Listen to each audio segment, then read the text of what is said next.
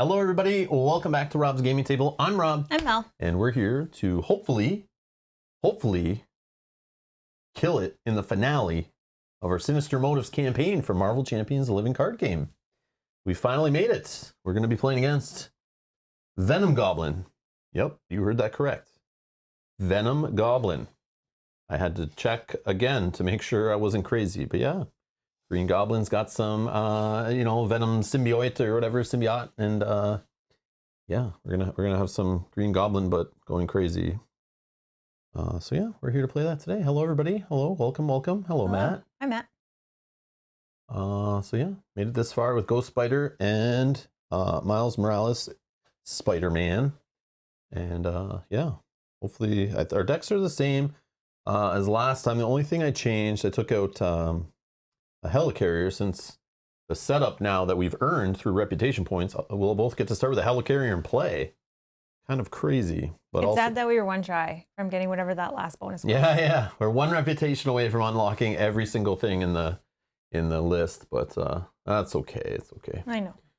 It's fine. Just be a reason to play again. I was thinking the same thing. But if we play again, it might not be like, we might have heroes that aren't as good. We might play on a higher difficulty and maybe don't get even that close. That's true. Sometimes you get lucky with, how cards come up, and sometimes you play and it's like, what? Everything is not going my way.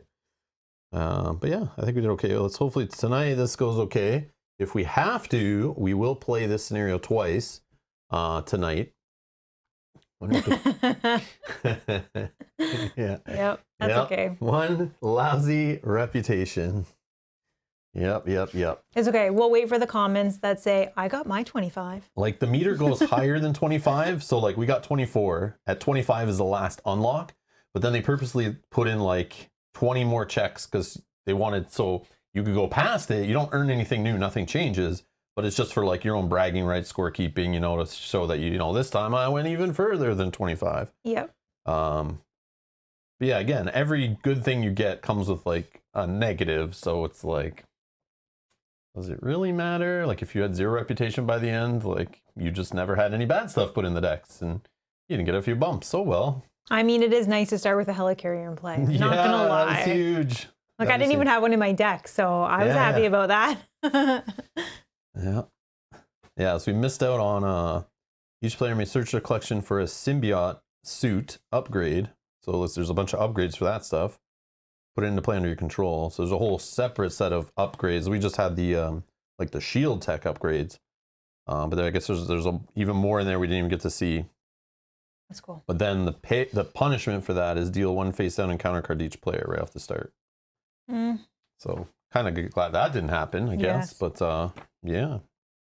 Cool. All right, let's see. Let's see what a finale scenario does to us here. I'm hoping it's interesting and different. We did play a bit of it earlier today just to see what it was about. See if any rules snafus popped up. Seems pretty straightforward. But again, if you're watching this, let us know. If you're watching this later in the comments below.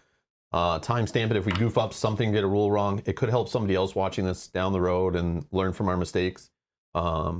Or the next time we play, or the next time we're in that situation with another villain or whatever, another play with that same card or whatever, it will help us in the future too. So yeah, we appreciate it for sure. But if you're watching live, of course, ask questions, nail us on things, ask for things, clarifications. You want to see cards, whatever, it's all good. I think this box actually comes out tomorrow. Is like the new date, right? Is that right, Matt? The new date's like April 8th. I think was the last like delay, or maybe that was just a Canadian thing for a bunch of FFG products that got delayed or whatever. I don't know if that's like a North American date thing for US too or not. I can't remember. I get confused with all of it. Like too many dates, delays, this and that, release dates, not release dates, people breaking street dates. I don't know. But I think it comes out tomorrow. So then everyone else. Yeah. Oh, okay. Perfect. Yeah. Okay. Yeah. Tomorrow. I think it's the same in Canada. I just think that there was an early shipment in Canada. And then there was a shipping issue, they said. So then they delayed everything else till the 8th. So people got lucky on this like first little wave in Canada that were able to buy it. But then any leftover product that wasn't sold, I think some stores were told to like by Asmodee to hold it till the 8th. That's so crazy. Yeah, so we got lucky. Yeah. Like we grabbed ours before, but I bet if we waited like 1 or 2 extra days to pick it up, our store would have said, actually your order is not ready after all. So yeah, I'm glad I went and got it quick then. Yeah. Before they said, no, you can't actually buy it. Brian's here. Hi, Hello, Brian. Robin Mel. I marvel at the skill in which you both play this game. Ha ha ha. Holy crap. Hi, Brian. It's Jimmy Dad Jokes is in the chat. Hey, Brian, how's it going? Love it. It won't stay long, light on the dad jokes. Just check your little Rolodex thing and find the next one, or you're running out. It seems like they're never ending. Yeah. Which is awesome. Just like, which ones do I have for today? Let me see what gems I haven't used in a while. I do love it. Oh, Guppy's here. Hey guys, Hello. from Australia. First time. I'm assuming it's Australia. Could be like Austria, AUS period. I could go either way. First time, but I know in our evening streams here, that's when our friends from down under like to show up. So I appreciate that. Seeing you are fair way into this scenario, what do you think it sits enjoyment / difficulty wise compared to the 3 other campaign boxes released so far? Guppy, I was going to save that for the end of the stream to kind of talk about what we could remember. Australia. Okay, perfect. I was right. I think we'll talk about that stuff at the end, but so far, like, quick thoughts. Yeah, it's fun. I like the theme. Like, I grew up with the 80s, like, you know, in the 80s with the, I think it's 1960s Spider-Man cartoon. So right from a young age, Spider-Man and that kind of world, I was always, like, interested in from the beginning. So I like the characters, the themes, and that kind of stuff. The villains so far seem interesting. It's definitely a good box, I think, to buy right after the core set. Kind of like Red Skull was, but this one, the heroes in it, I feel are a little more interesting than I remember. But I remember Spider-Woman being interesting too. I just think Hawkeye wasn't so interesting. Well, they didn't pair well, right? I don't know, they didn't pair well, but they're like the first like campaign. You know, you don't want to like put your most amazing heroes in a campaign box. You're already giving tons of value there. You want people to buy those standalone packs too. So you don't want a bunch of those sitting on shelves. But I don't know, I like it a lot. I'm having fun with it so far. But challenge, again, it's hard to say difficulty-wise. It's pretty straightforward, but there are more going on with the villains so far in this one, and the heroes too. It's a little more advanced because, yes, the game's been out for a few years. Of course, they have to spice it up as they go forward in the card pool with some power creep in complexity. Otherwise, you don't keep current players, like, engaged. They don't want to buy the new product if it starts dumbing things down, right? But new players come into the game, they get recommended that stuff, which is good. So you have to understand it is more complex than the Rise of the Red Skull, which is normally the one that's recommended to go with first. Not like the Galaxy's Most Wanted and Mad Titan Shadow, which are more difficult, more insane. You have to kind of tweak your deck more, I think, for those ones on purpose. More Lord of the Rings living card game style, where you have to like really build decks or pick the right heroes for them or the right play style with little wiggle room. But again, every single one, even if you find it kind of easy or you have a hero that you find it kind of easy with, they all have extra modules and ways to play on expert and up the difficulty and play the campaign on a harder mode with harder rules and stuff. So this one seemed pretty straightforward. Like we played through it with the heroes in the box. They seem to actually be able to handle the box well, not waiting for extra cards to come out. We did put a few cards in, of course, to spice up the decks a little bit. They're not fully pre-constructed, but they're not that much different. They're not that much different. We're still playing with pretty much like a bunch of the cards that came in the set. So I feel like the heroes are matched well for the set. They feel like a nice combined thing that you could buy this set and play through it on standard with the pre-constructed decks and have a great time. And but if you want to spice it up, obviously mix in some cards, crank up the difficulty, have a good time. But yeah,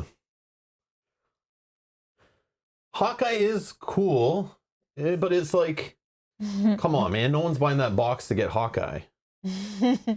Are people buying this box to get these two? Yes. Gwen Stacy and they're getting Ghost Spider for sure. Okay. Ghost Spider is super interesting, super fun. I really enjoy this. And I see a lot of people saying that online. She's awesome. The Miles Morales is cool. You will get cooler, I'm assuming, as the card pool expands. But Ghost Spider's already cool. I can tell. She's awesome. But I'm playing Miles with Justice. But I'm sure if I played him out of Aggression, he'd be pretty interesting. Also depends on the villain you're playing against. We're playing against a guy today with Steady. So obviously Miles is not going to look as cool as he once was in this campaign.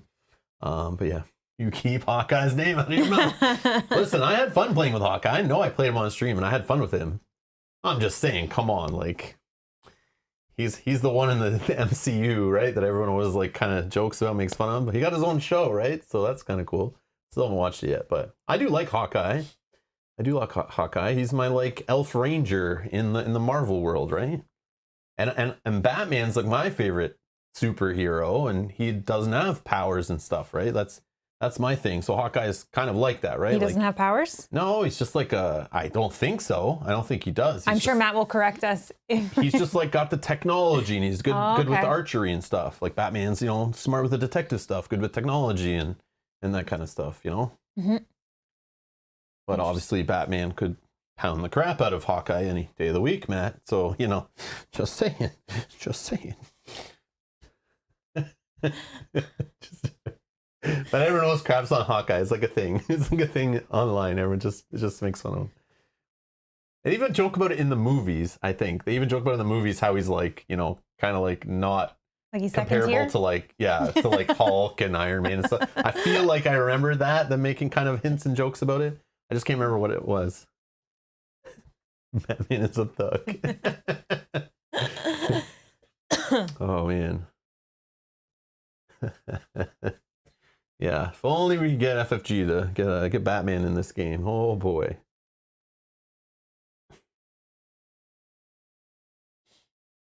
Daniel says, Batman has no special powers, and he's one of the heroes who managed to defeat Darkseid. That's awesome.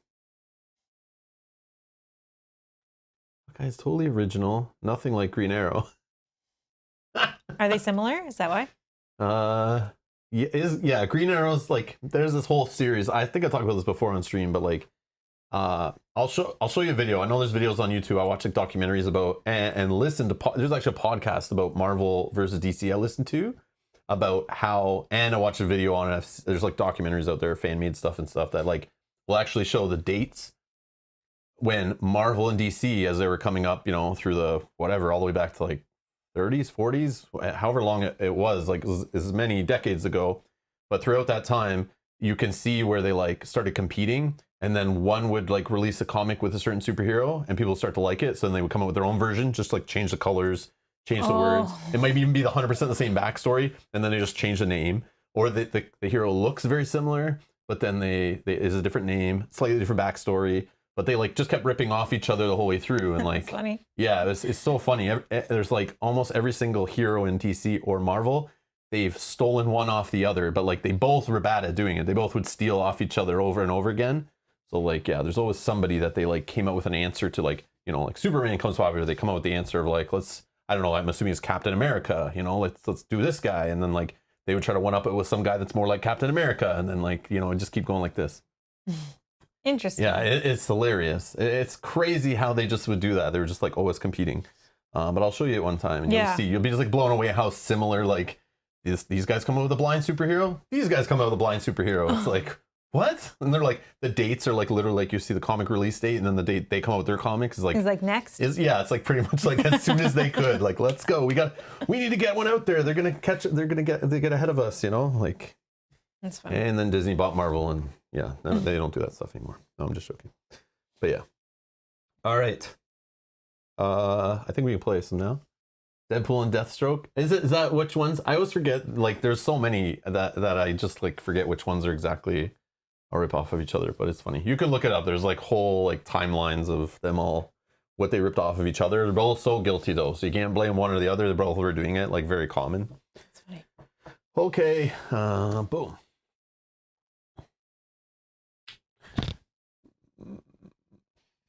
Good. All right. So, set up. Our hit points, obligations set aside, nemesis set aside. First player. Who's first player? I'll go first. You'll go first? Sure. Okay. Shuffle player decks. Sure.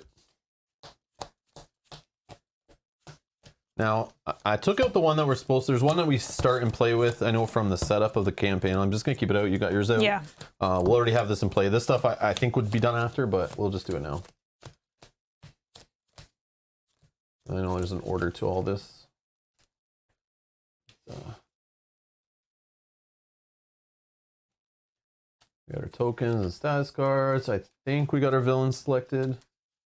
Set the villain's hit points. So it's 16 per player. So there should be 32. Little dice here. 18, 24, right? 30, 32, I think. It's good. Counting by sixes is something I have to get back getting used to. And then create the encounter deck, which I've already done. We have most of it here. Then we have all this other stuff here, but I have the sets together. And then resolve setup. So the setup on this card here. Skies over New York. Oh yeah, we should read our little story on it though. Should read our little story. Which I probably skipped last time. Oh no, it was just the one picture, I think. Oh, we have story this time. Oh, look at this one. Oh yeah, I forgot to do this again. You finally decided to join me. I thought you'd be faster. Shut it, Norman. I'm so done with you right now. Manners, young lady. Although I'd imagine you're exhausted. You've never been through quite the ringer. Unfortunately for you, this is the beginning. By the way, I should thank you for returning my experiment. The pieces that I dissected are really nothing without the whole. Oh, there he is. He's Venom Goblin. Oh my God. You may have stopped Osborn before, but you won't stop us. We are Venom Goblin. I get it now. Yeah. Using the device he completed during your slog through Oscorp, Norman Osborn finally twists the Venom symbiote to his will, binding it with it. This triumvirate, I don't know how to say that word, of terror takes to the skies of New York City, dropping symbiotic goo on unsuspecting citizens, attempting to create an army he was previously denied. Okay, so the main scheme deck has these like 4 main schemes. Well, this is one of them, I guess. Let's see here. This is one of them, as you see here. So we got Goblin 1 and 2, or Goblin Venom 1 and 2, sorry. Or Venom Goblin. Okay. Symbiotic Strength, which we saw when we played against Venom in Scenario 2. That modular encounter set's in here. Standard encounter set's in here. And then we have Goblin Gear modular encounter set, which is one that you can switch out, I guess. Set up the Lower Manhattan, Midtown Manhattan, and Upper Manhattan main schemes into play. Place the glider counter on Midtown Manhattan. Flip this card and set it aside. So we're flipping it. Okay. Skies over New York. Player cards that affect the main scheme can apply to any main scheme. So our player cards that can remove threat from a main scheme, attach to a main scheme, blah, blah, blah. We can do it to any of the 3 main schemes that are starting in play. Encounter cards, though, that come out of the filthy, disgusting encounter deck, only apply to the scheme with the glider counter, including the placing of acceleration tokens. So they're tied to the main scheme. Each main scheme accumulates threat each round according to its acceleration value and any acceleration tokens on that scheme. So 3 schemes at once. I feel like I've seen this before in some other game recently, Melda, we played on the channel. Oh, what was it? Had a bunch of little short guys with furry feet, where we had like many schemes, or I don't know what you call them. It felt like it was like kind of questy. Oh, okay. I don't know. Yeah, and then we had like Sounds different familiar. quests. We had to travel to each one differently and decide to like remove threat or explore each one, I should say. I don't know. This little box is or this one's feeling that way. And my stream yesterday playing against the Once and Future Kang was like, holy crap, they're just like regurgitating stuff we played with in Lord of the Rings many years ago. But it makes sense. It's like the DNA of this game comes from the Lord of the Rings living card game. But yeah, it's funny to see these kind of scenarios. It's like, I've played this kind of stuff before. Brian is asking, is it Board of the Wings? Board of the Wings. Board of the Wings? Yeah, something sounds like something like similar that. to that. It sounds right. Yeah. Sounds right. right. Daniel says there was a lord, I think. A lord? Sword of the Blings. Oh, that sounds like it. That sounds like a I'm pretty sure that's an item in the game that I got before. Sword of the Blings, yeah. Hi, Dan. Dan, my snarkiness never goes away. I don't know what you're talking about. It was just amplified on April 1st, okay? Oh, gosh. It was just cranked up to 11 on that day. But normally it's around like an 8. You liked it, Matt. Or Dan. Wings of the Buffaloes. Wings of the Buffaloes. Oh. Duke of the Bracelets. Lord of the Snot. Oh, Oh, gosh. I don't know. I feel like you guys are all correct. I don't know. I just can't put my finger on it. There are 3 main schemes in play at the start of the scenario. However, only one main scheme at a time will have the glider counter, which is an all-purpose counter, which we are going to just use this little wooden generic token that we have. We're just going to use that. Should pop up on video pretty good there. And we can see where the glider counter is. It's placed on Midtown Manhattan at the start of the scenario, which will move between main schemes through card abilities. So Midtown Manhattan we have in the middle here. I'll bring those up close in a second.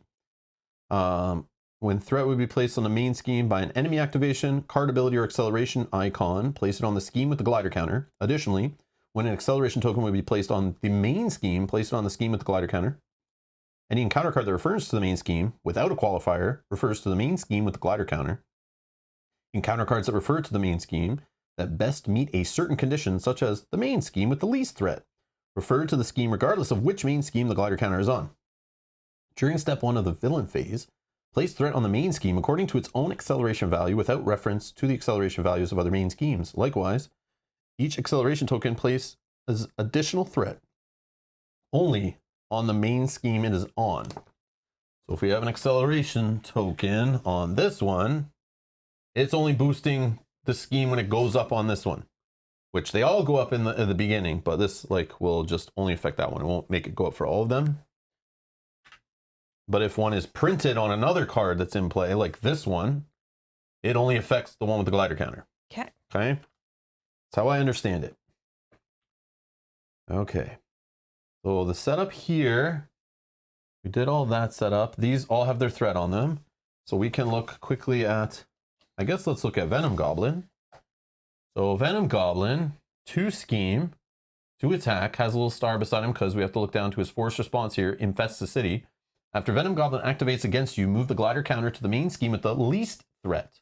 So you can kind of manipulate this. You drop some threat down on one if you want the counter to go there, because you'll either choose to either place 2 threat on that scheme or resolve its special ability. And you'll see those special abilities in a second that actually might be beneficial to you, maybe less punishing at the time. You probably don't want one of them going off over and over and over again, or you'll kind of fall behind.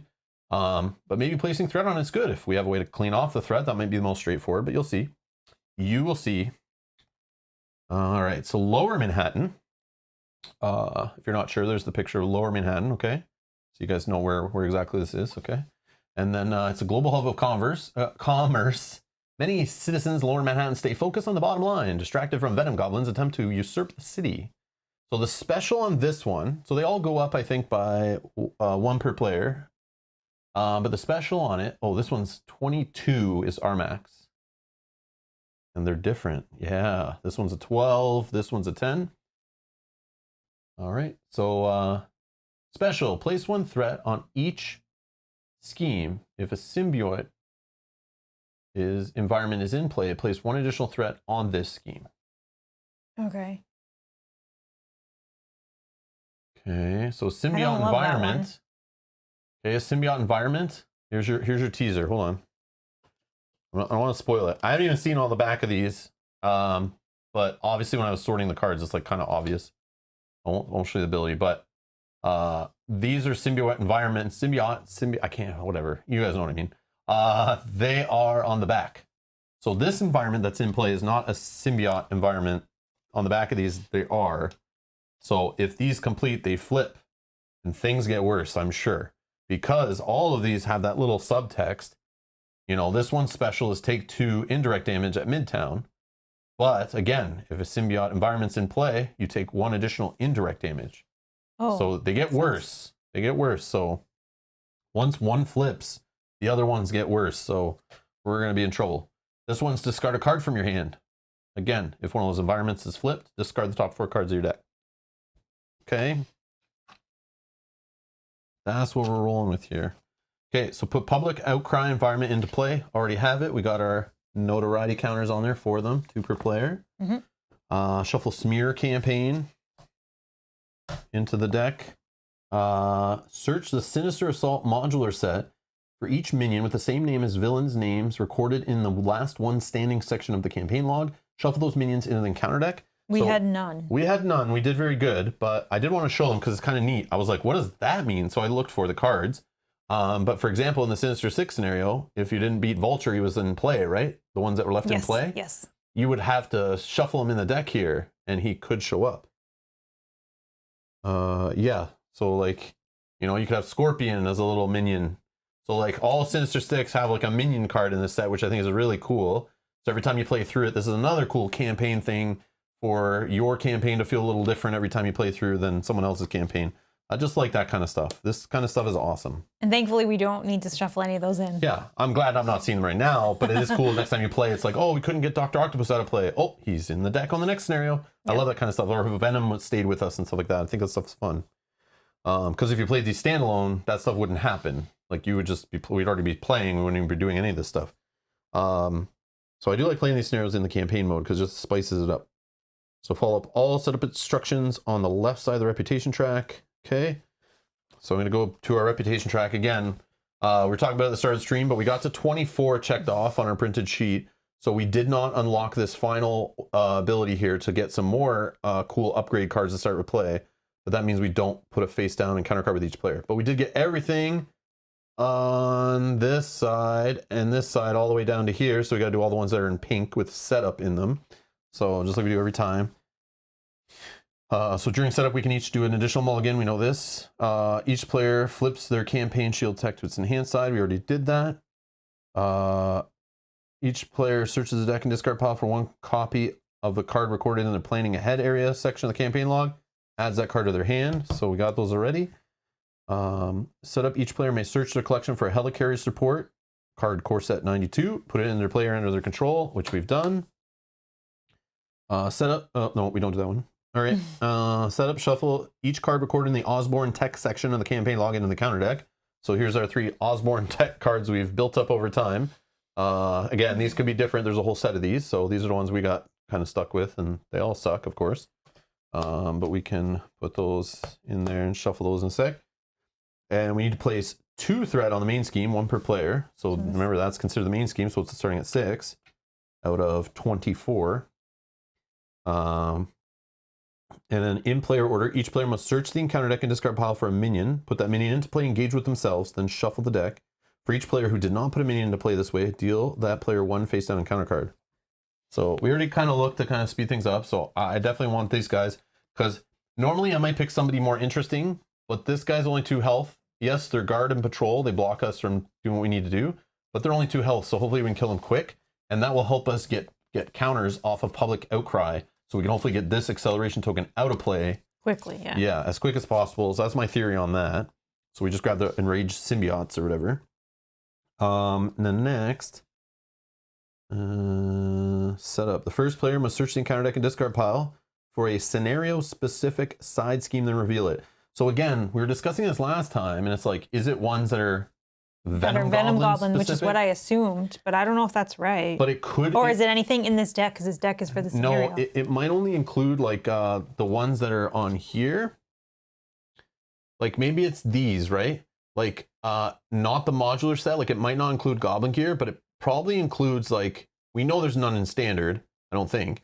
But Venom Goblin and Symbiotic Strength, I think you could choose from because they're part of this scenario. But Goblin Gear is like optional, right? Mm-hmm. It could be anything else. Oh, I see, yeah. But maybe you're allowed to do that one too. I don't know. I'm not sure. I don't know if that's in the FAQ in the back of the book maybe. But we had that come up last time and I wasn't sure.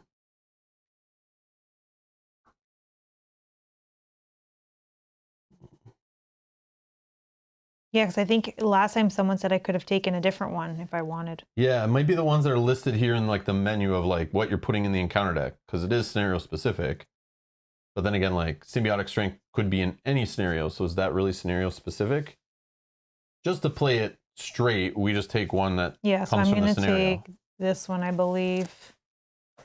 Mel's going to grab Joyride, which is coming into play with Hinder 2 per player. So I think it starts at 6. When revealed, move the glider token to the main scheme with the most threat and resolve that scheme's special ability. Well, the other option, I don't think we would want to do it, is this one. I think those are the only 2. Festering Mass. While there are no other symbiote environments in play, this card is considered one. So it makes all of these worse. But this is only 5 to get rid of this. Yeah, but if we can get rid of this before, before it gets there, then like when this fires off, because remember he fires off these, we can choose to put threat on it now though and not fire off their ability, so we don't have to worry if there's like, you know, you won't even read that part. But we have to get rid of this quick. So I don't know what's worse, an extra encounter card or a little bit of extra threat going on the main scheme only. I feel like this one's better because it is only 5 to get rid of. Then we'll switch. But I mean, I just wasn't sure. But yeah, I don't want to do the special ability if I don't have to. So yeah, because it's taking indirect damage. Oh, right. Yeah. Okay. I don't know. This has 5.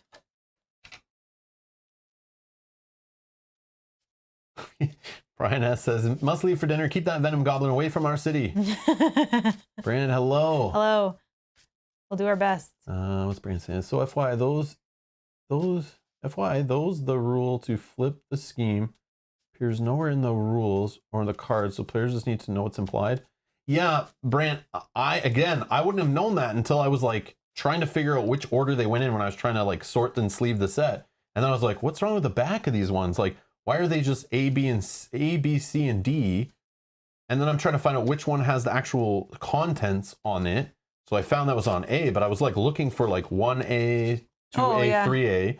And I was sorting, I'm like, am I missing cards? Are we literally going to get to the end and not be able to play the scenario? Then I looked in the book and I realized like, oh, okay.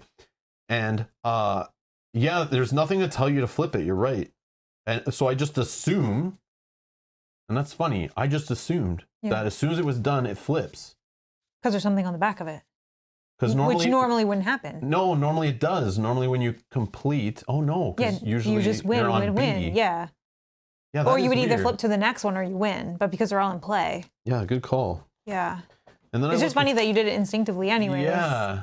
Just because we just assumed. Yeah, that's a goof up, right? Yeah. But that's how I feel a lot with this game, though. I feel like in Marvel Champions, there's always a lot with like the rules that feel like they don't make sense. You got to like really know the FAQ and entries and stuff. Like there's so many entries. And it's like, because stuff is not straightforward and obvious, like that's why like it's so weird. So Venom Goblin's got some FAQ stuff here. Are players restricted to only moving threat from the scheme with the glider counter? Nope, we know that. Main schemes have the same amount of threat.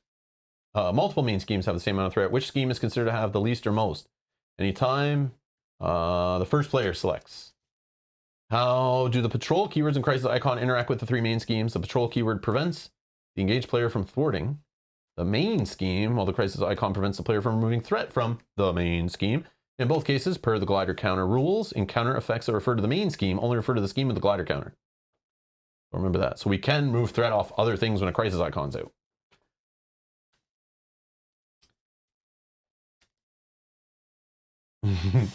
Which board game, Dan? Also have fun and good luck. Yeah, have fun. Okay, that's been thoroughly shuffled. Okay. Feel free to cut it or something. Yep. Yeah, Brombe is right. Normally the other side is the setup part. Yeah. Yeah, weird.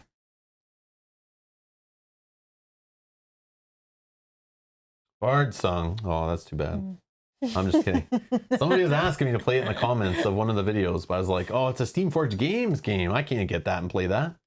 But they said it's like, they didn't do it. Steamforged is Dark Souls, right? Yeah. Yep. Which is like forever I'll be burned for what they did with that IP game. But yep. I still have fun with it. But they really handled their campaigns really bad. They're not the greatest with communication. They're horrible customer service. They don't respect their fans and stuff. This one as well? I feel. I don't know. They might have changed over the years, but every time I hear they come out with a new game, it's just a big old box of meh. But then somebody said it's because those are IP games. This one's not an IP game, so it's actually good. But then they've also done other games that aren't IP games, like what was it, like Sky Tier or something, or no, God Tier, or God Tier. I don't know. God Tier. That one was a big box of meh, from what I heard too. But that was not IP. That was them trying to do their own thing. But yeah. Well, let us know how you think of it, Dan. But hopefully it's good, and hopefully you have fun. And I was told I would like that game a lot, but. We'll see. And supposedly it's in retail, which Steamforge is pretty good at doing that stuff. Steamforge. Yeah, have fun with Bard Song. Hopefully it's good. Yeah, see, lots of people talking about it right now, so I guess it's obviously delivering, it's like, right? It's the delivery of the week, right? Yeah. But like next week, nobody will care when some new game comes out. Unless it really does have staying power. Well, we'll see. We'll see. let us know. Okay. This goes here. All right, let's do our Optional 2 mulligans if we want. Yep. So I'm just drawing 5 because I already have one in my hand. Oh, is that how it works? Yep. You'll draw. We read it last time on setup. Draw up to your hand size. If you already have this in hand from that card giving you a card in hand, you're drawing up to your hand size. Oh, okay. Right? Makes sense? Yeah, makes sense. Not like a free. If it gave it to us as after the fact, then it would make sense. But it's like we already started with it in hand. Oh, you're going first, eh? Mm-hmm. I had this Maria Hill on and I was going first. Hey, me drawing cards after my turn is not always bad. That's true. Yeah, that's why I put her in here. You're right. Just don't see. I think. I have one extra card. I need an extra card. Oh, I'm good. I think I'm good. And pay.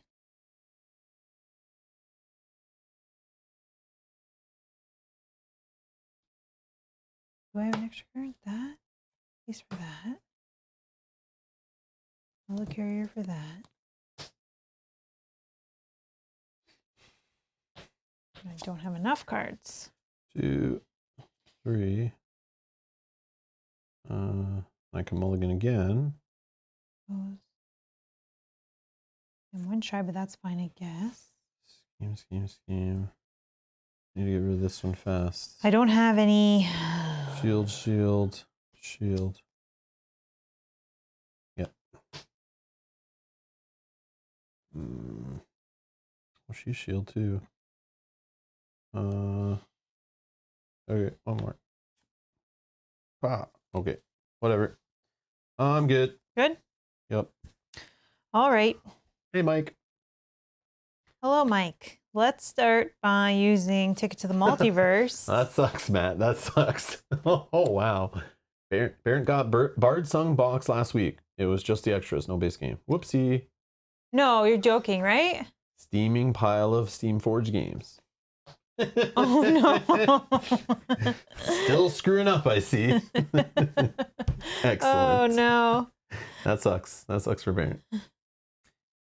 That's too bad. That sucks. Even worse if he paid for it, too. That would suck. Then I'm going to use her ability to shuffle this back into my deck. No joke. Wow.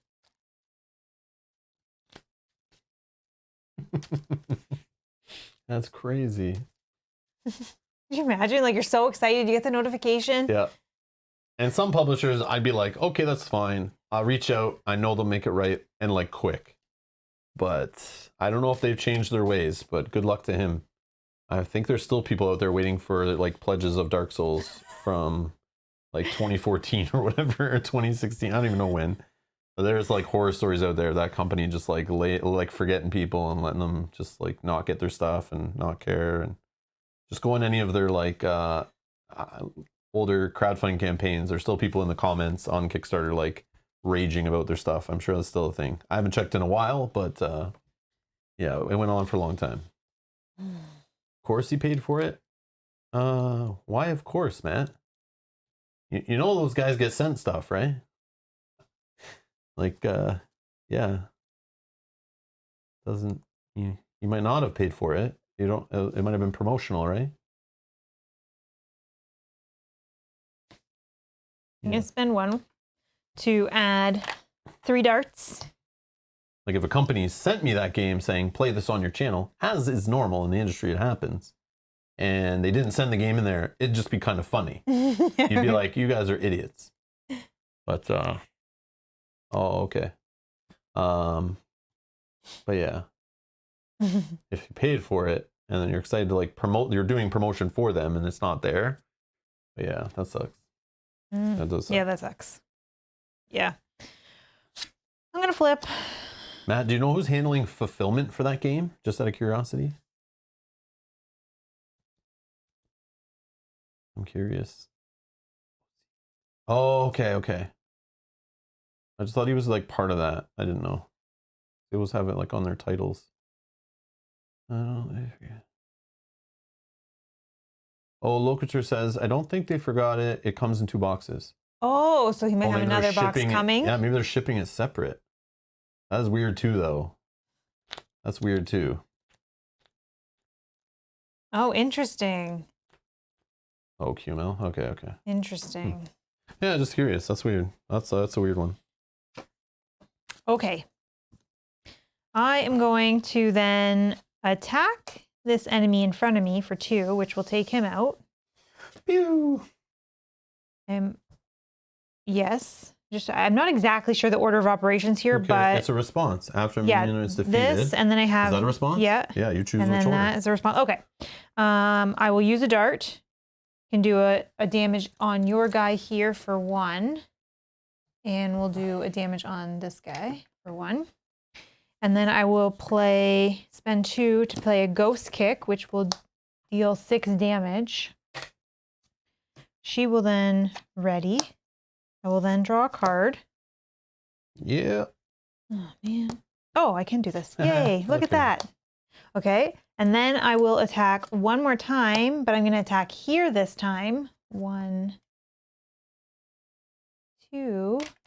Then I'll use a dart to ping yours and this one. And then 1 off there. And 1 off here, going to 2. Yeah. I couldn't do anything about that, but I didn't have any thwart stuff. So Okay, I'll see what I can do. Okay, so I guess let's start. I wish I could Reduce. spend more than 1 resource to put more than 3 darts on here. Let's limit once per round. Reduce. Let's do this here. And then we'll toss this. Play Maria Hill. We both draw a card.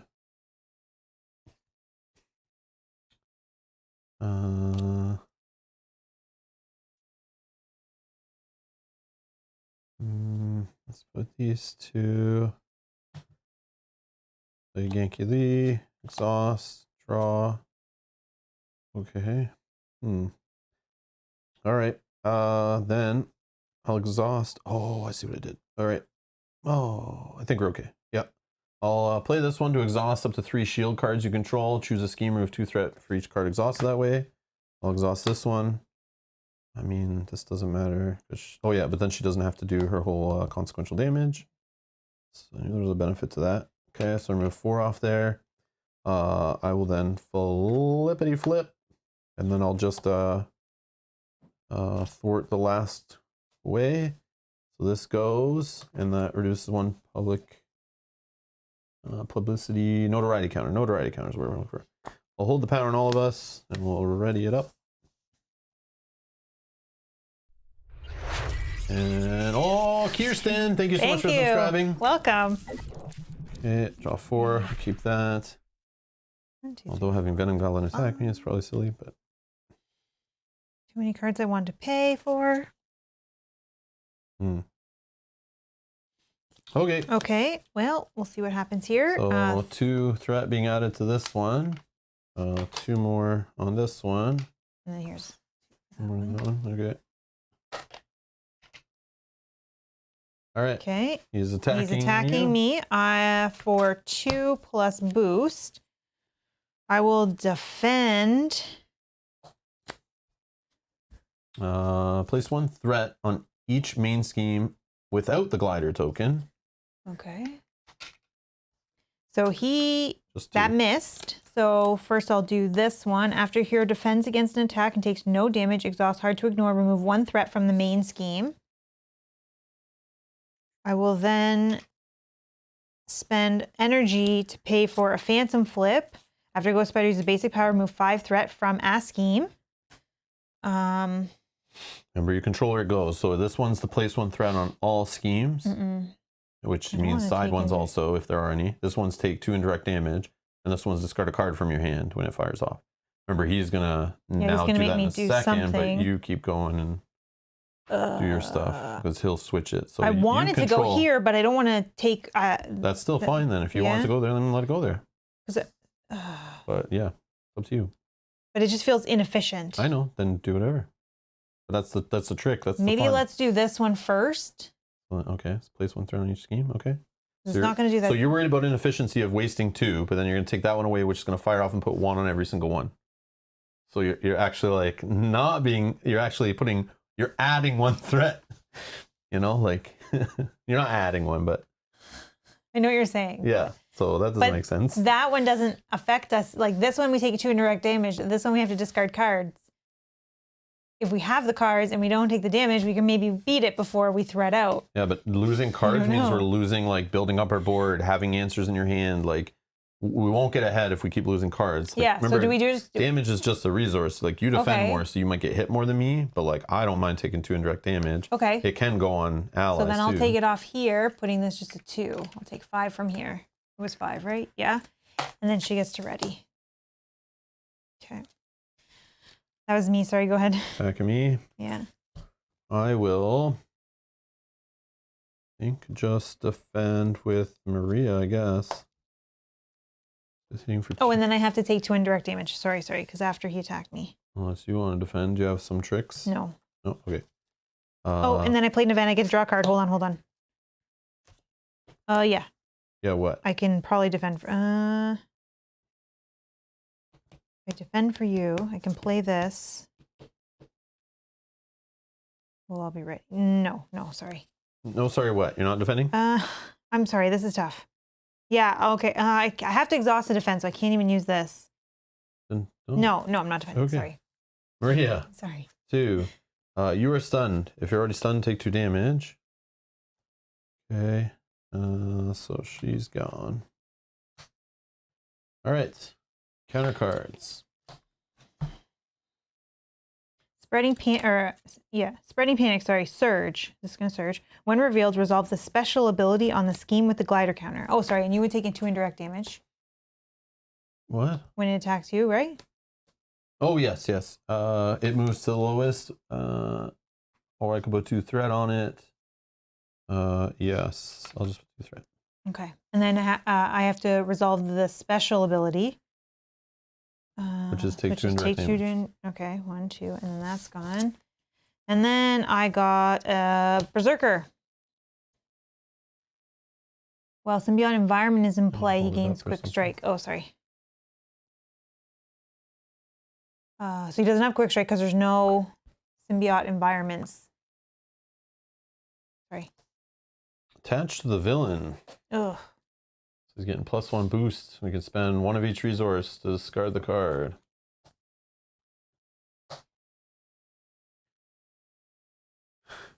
Okay.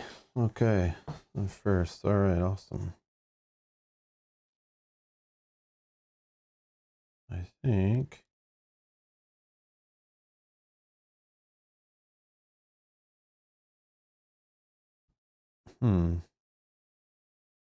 That's exhaust.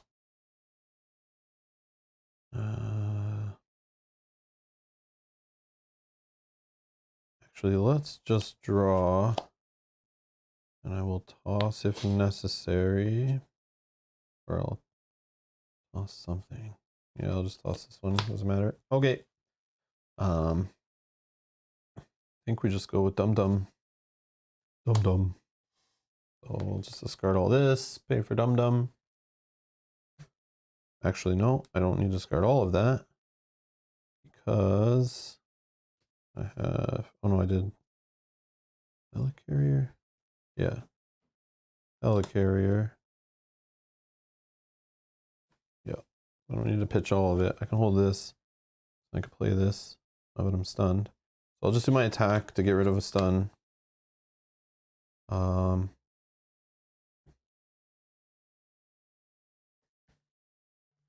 And then Dum Dum will, I think, just attack for 4 on here. And then I will spend a web counter. That's only 2 damage though. That's all I got. So let's just do 2 more. And that's me. Whoops, I should be exhausted. Okay. Hmm. I think we just go with Dum Dum. My wife says this all the time. Dum Dum. Oh, no. Dum Dum. Oh no. Hey, Dum Dum, change the channel. Who changes channels anymore, though? That's such an old school thing. Changing channels, come on. Use Helicarrier, and I want to pull this from my discard pile eventually. So to play Silk, so we can pull out the one that pulls in our. Let's see how deep it was. Oh, really low, but still good. I can use that and apply to pay for that. All right, this guy's the problem.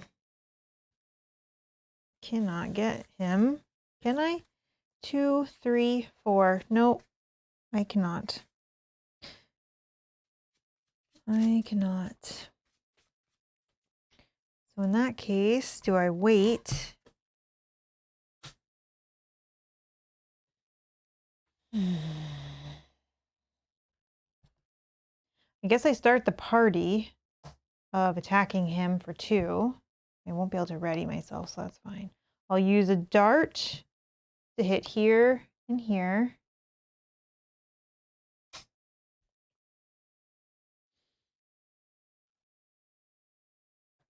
Then... Yeah, he does attack for 3. You could have asked for... You did it here, right? Yeah, that's fine. Hit here. No, but then I played this just dealing 2 damage off of here. I could have just done that there. Oh, okay. If you never said anything. Well, I didn't even actually notice you do that. Yeah. Okay, then that my 3 would kill him then. Thank you. Yeah. And then she can thwart something. We probably wanted to move here, right? So let's thwart here. Maybe. She's going to take consequential damage for that. And I'm debating flipping so I can recharge my counters, draw a few extra cards. Scheme here. Yeah. But it's going to move. So he's going to attack first and move there. Yeah. And scheme there. Okay. Is that fine? And then it would move right after to somewhere else. Yeah. Yeah, is that fine or no? You do whatever. That's what you want to do. I don't know. I'm good. I just want to heal a little bit too, maybe. Yeah, just boost. I didn't have the cards for that either. Yeah, I might have, but I didn't. Oh, that's okay. Okay, and then I'm done. Okay. 1, 2, 3, 4, 5, 6. 1, 2, 3, 4, 6.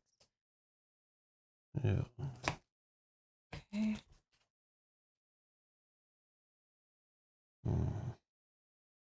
Okay, so we're gonna add 2 to this one. 7. Okay. All right. Just scheming on you.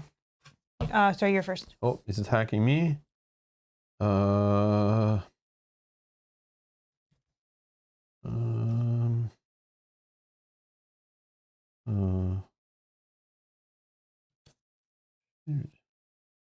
You're not seeing my Spider-Man cards. I'll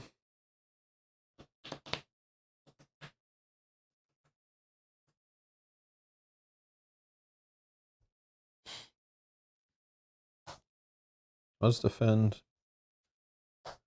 It's +2, 3, +3, so I'm getting hit for 3.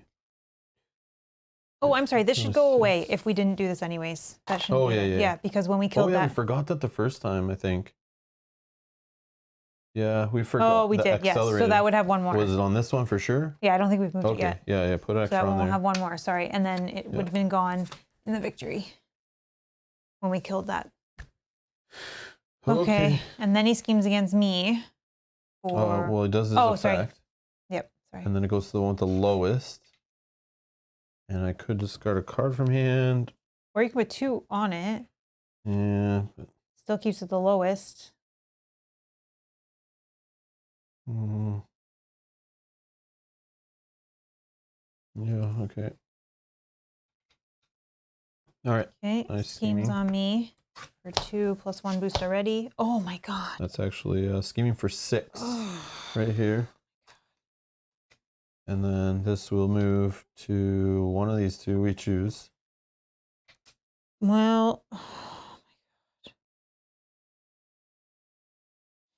you can put 1 indirect damage on her. You can take 1 yourself. You're already flipped. You can recover. yeah. Okay. I don't know. Yep. Make that flip more worthwhile. So 2 indirect damage. You can take it all on yourself. I don't know where you're at and I'm at where you're 6. gonna recover. I would go to stuff. 4 if I only can recover 3. Oh, okay. So take 1. So I'm going to 5. Okay. Yeah, it's your choice. No, that's fine. Yeah. So this is boost. Okay.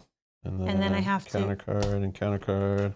Okay. Mine is Surge. Attached to the villain. Reduce the amount of damage attached villain takes from each attack by 1.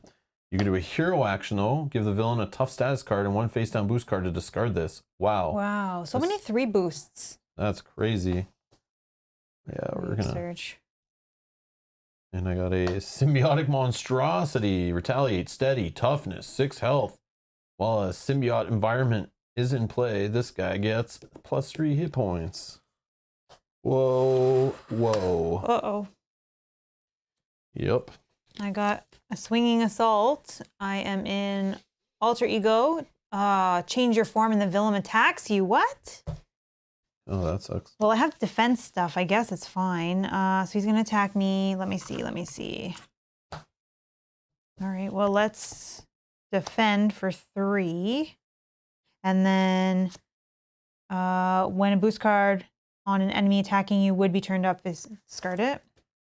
It would have been move the glider counter to the main scheme the most threat and place 1 threat on that scheme. Okay. And then, but it would get that, but it's canceled, so it doesn't get that. Okay. So it's just an attack of 2. Okay, I block that. So this is going to remove 1 threat from the main scheme. Then I get to draw a card. And she gets to ready. Okay. And then I have to take... Can I put 2 damage, 2 threat there instead of taking... I don't want to take 2 more damage because then I'm going to be at 3. Your choice. Yeah. I know, I just... for permission. No, I know, but... Dang it, I had a play here that I was going to do. That sucks. Yeah, that was rough. Yeah, very much so. At least I didn't take any more damage, but I wanted to do things. Oh, okay, well. I can do some good damage here. I feel like I need to get...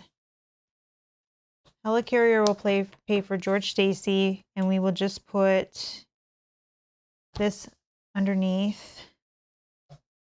Hold that. I can play one of these.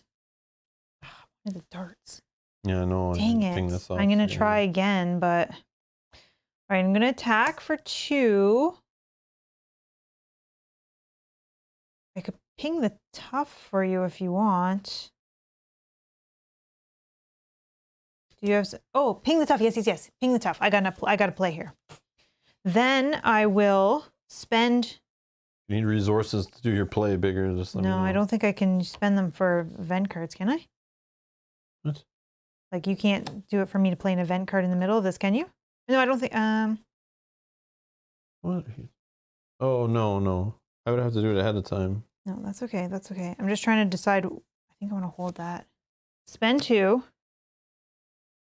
I'll deal 6 damage, so then he doesn't retaliate. He just, right? He doesn't. Yeah, if he dies on the hit, he's gone. She gets to ready. Have I readied this? No, I have not. Did I ready? No, I readied when I defended. Okay. And then I will just attack for 2 here. And then I will flip. We'll try that again. Okay.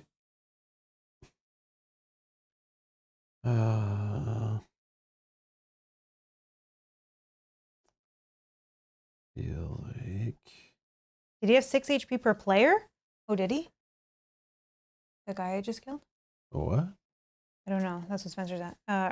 Billy's asking. No. Oh, no. He would have just got +3 if we had a symbiote environment, but we don't have one right now, so he's just a 6. Okay.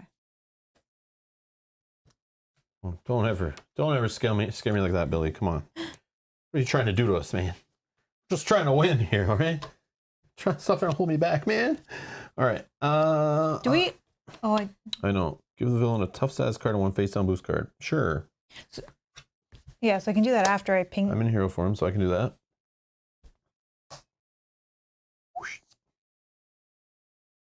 Card this. Okay. One of each resource. Ugh, that's probably not a good idea. Okay, it's not yet. Although I do have. Well, I don't double. Not doubles you need. It's like really you gotta dump 3 cards. I know. I did. All right. Well, let me count this out. I'm gonna put this sky thingy into play. Sky Destroyer. After you play a shield card, which I just did, I'm gonna exhaust Sky Destroyer, deal 2 damage to an enemy. I'll just take that away. Yep. And then I have a heal. I have this. Oh, I can do this. I'll just get rid of this. Like this. This comes in with 3 counters. Kenji's asking about this. Hi, Kenji, by the way. This is from Flux. Yeah, Marvel Flux. It even says it's a turn token. I don't know what that means, but we just use it as a first player marker because it's shiny and it doesn't wear out like the cardboard crap that you get with the game. And it's Marvel themed, so it just makes sense. It works. And it's a poker chip, which goes with 90% of the games we play on the channel have poker chips in it. No, I'm just joking. It's not so true anymore, but will be soon, hopefully. If a certain package arrives that got lost somewhere, we'll see. Oh no. Yeah, it's Cap Shield. Yeah. Cap Shield. All right, and then we're gonna do Helicarrier. Deal 2 damage from a character. You're gonna. Oh, I'm gonna recover. Did you recover? No, it flipped me. I wanted to do that to get rid of your guy, so I had to attack. Oh, you attacked. Okay. Yeah. What are you at? I was gonna heal this guy, so you can just keep rocking. Whatever you want to do. I'm gonna heal 3, so I'll go up to 8 out of 10. Okay. Well, you think you will. All right, I'm gonna heal. I know. I think I will until a card tells me flip again. Okay. Then, probably should have drew first, but I'll wait. Then I'm going to have Dum Dum. Dum Dum probably should thwart, but he's like my attacker. I know. Should we be racing, do you think? Like thwarting a bit off each, and then... It's only going to get worse here. So like, I feel like we got to drop... Like this is at 12 out of 20 already. Like one scheme on this one. I haven't seen... I think only saw one of my Phantom flips so far. Just when this guy thwarts, he takes 3 consequential. Yeah, I've only seen 1 so far. Yeah, I'll just attack for 4. And I'll reduce the amount of consequential he takes by 1.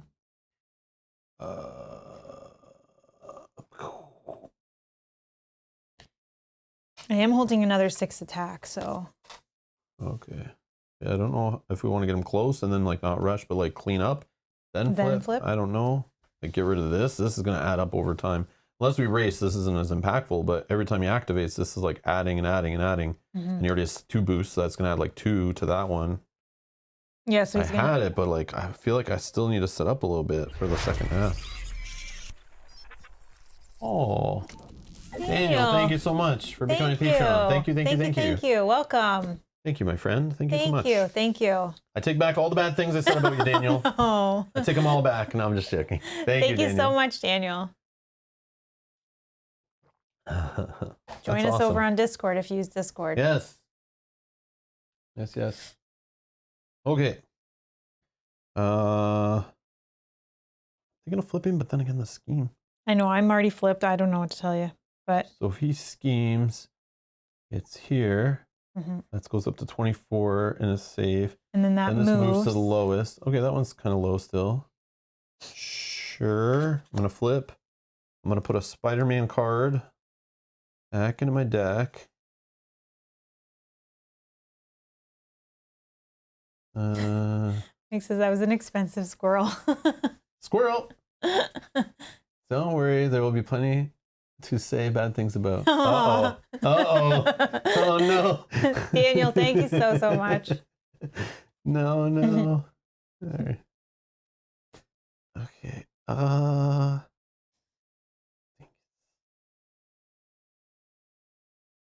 No. Let's just get the damage going. I don't know.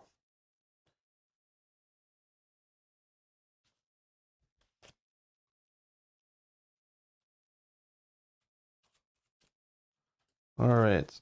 Did I not do this just to draw? I should have did it first, but okay, the thwart one, that's good. I'll just hold that. No big deal. All right. Done. Ready up.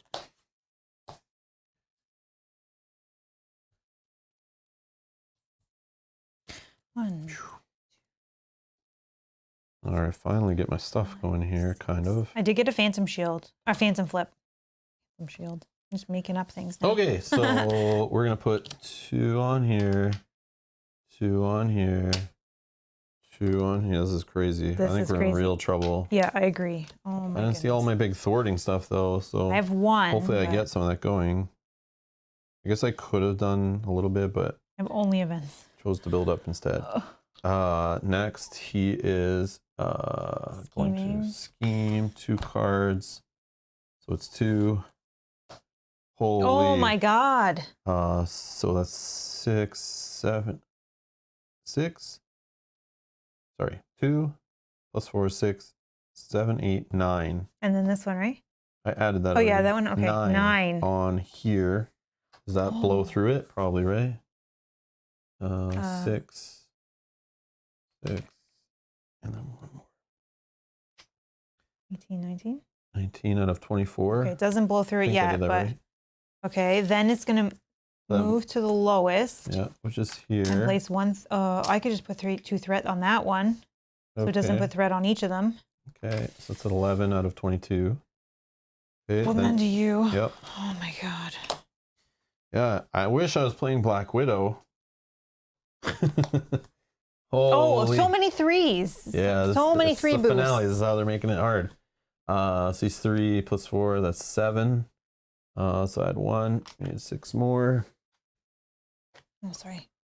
Holy, this is like insane. So that's at 18 out of 22. Wow. It's like, yeah, we're gonna get things under control, and hopefully he doesn't scheme here off of cards. Oh yeah, because we haven't got it. Probably will happen. It's like due. Okay, flip. Nope, I just got it. Same guy has. Oh, a different guy. Guard, so you can't fight the main guy. Yeah, he's 4. While symbiotic environment is in play, he gains patrol, but right now there's not. We revealed alter egos. Card gains surge into another surge. Resolve the special ability scheme with the glider counter. Place 1 threat on each scheme. Oh my god. The villain schemes. There it is. I thought so. That was 3. Okay, so the villain's going to scheme for 2. Plus 1. It's only 3. That's enough, right? 22 is the top. So that's at 22. Oh, okay. Wonderful. So, yep. We're already, we lost this one, I think. Because we didn't even get the second half. And this has already started. When revealed, move the glider counter and each acceleration token from here to the main scheme at the least threat. If there's at least 2 symbiote environments in play, the players lose the game. So like So these are all gone. So this goes to the lowest here. Okay. So then he does his thing still, right? Because he just activated. So after he activates against you, move the glider counter to the one with the lowest. It is there. And we could just discard 1 card from hand. I will discard. I can't do all of this stuff.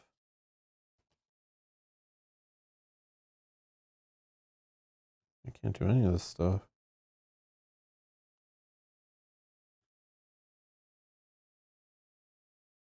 Yeah, I'll just discard this one. Okay. And then it's pass and yeah, I need to get this under control and I can remove.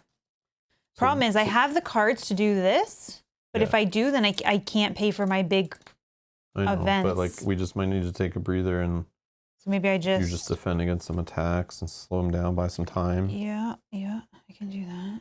All right, so I'm gonna start with Genki Lee. Drawing. Okay, cool. All right. Anything else in Alter Ego while I'm here? Don't think so. Oh yeah, this if I want to pay for something, but I don't have anything to come into play. So that's not going to happen. Hoping to draw into something to play. That was nice with the meditation, but that didn't line up. All right. Let's how are we doing this?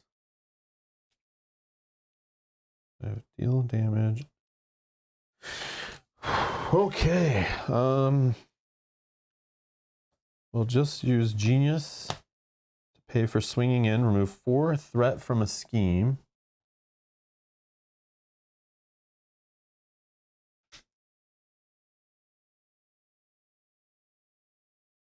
And I paid for it using mental. So I resolve Spider Camouflage, which is give Spider-Man a tough status card and try to confuse our steady enemy. So he's like half confused, but he's not fully there. Okay. Then I do have the wild. Oh, I don't have energy. Actually, if I thought about this better. Oh, I do not have that resource. Yeah. Oh, that's mental. Never mind. I can do it. No, like I said, I just have to hold off on my events. Okay, so I have a shield card to play. And I can't. So then I'll just kill the carrier. Power of all of us to do a web shot. Deal 4 damage. Which will go down to 7. To an enemy if I pay for this card using, I'll say I did lightning off that. I can resolve Venom Blast, which deals 2 damage. And attempts to stun the enemy, but again, he is steady, so I need to do a little more than that. And I wish I kept that other card. Yeah, but I have new information. Damn it. All right, well, Dum Dum is going to thwart. I'll reduce the amount of consequential he takes by 1, but he still takes 2. It goes to 3. He's going to thwart for 5. I'll take that off of here.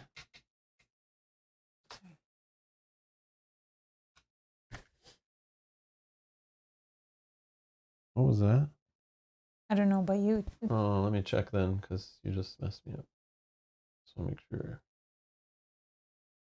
Was a 6, and a 3? Yeah, I think you turned it to a 2 instead of.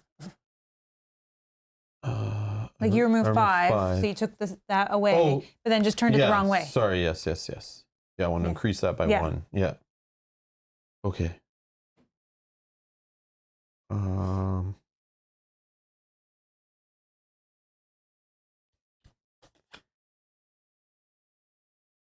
Then I will thwart. No, I will fight actually, because my +1 attack, so I hit for 3, goes down to 2, and then I discard the card. But this guy always has tons of surges, so or boosts. So if there's 1 or less boost, he's stunned. Oh, 1 or less. Cool. So he's actually fully stunned, which is where I want him. Yeah, I should have held this card. I didn't think I was going to get so many tokens on him, but I wasn't paying attention. But I should have this in my hand and not this. But it's okay. I made my choice. Yeah, I should.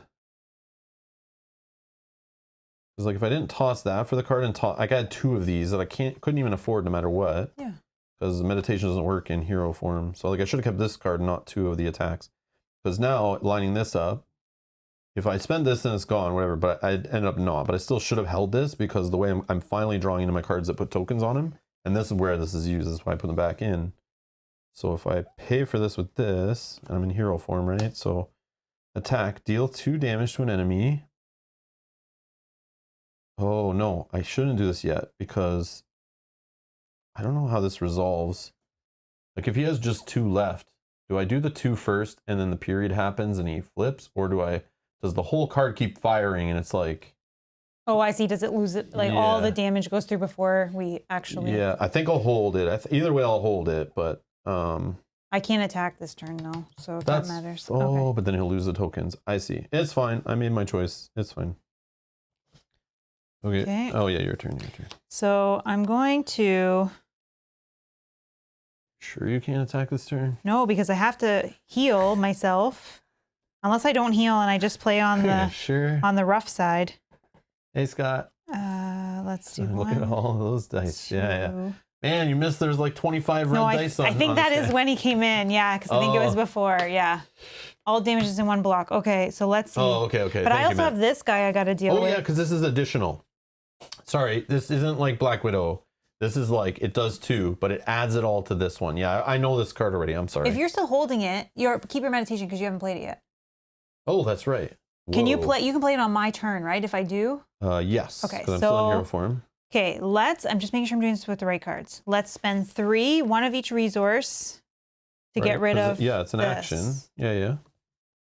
Okay, got rid of that. Oh, look at that. Okay, I can't use those for that, and I need this +2 attack. So I don't think I can load up my darts. That's fine. What do you have to do for the darts? I have to spend a resource. Oh. And you can even like helicarrier this to me, right? Yeah. So I can keep meditation and pay for a card next turn? Yeah. I'm going to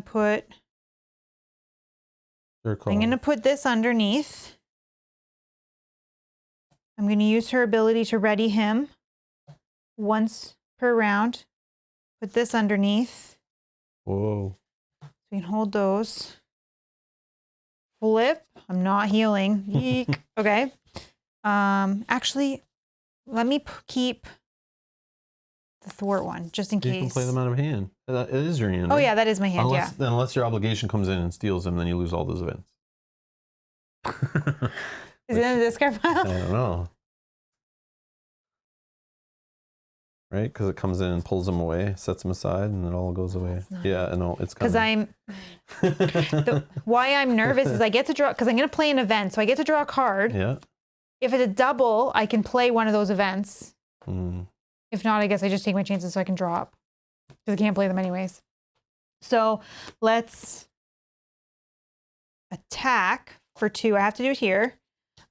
His card. Yeah.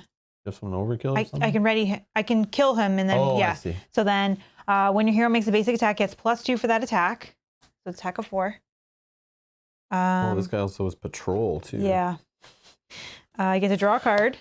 Please be a double. And I get to ready.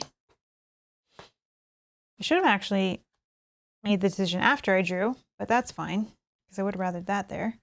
I think then I just attack for 2, which kills him. Well, just makes his first version. Just makes him angry. It doesn't really kill him.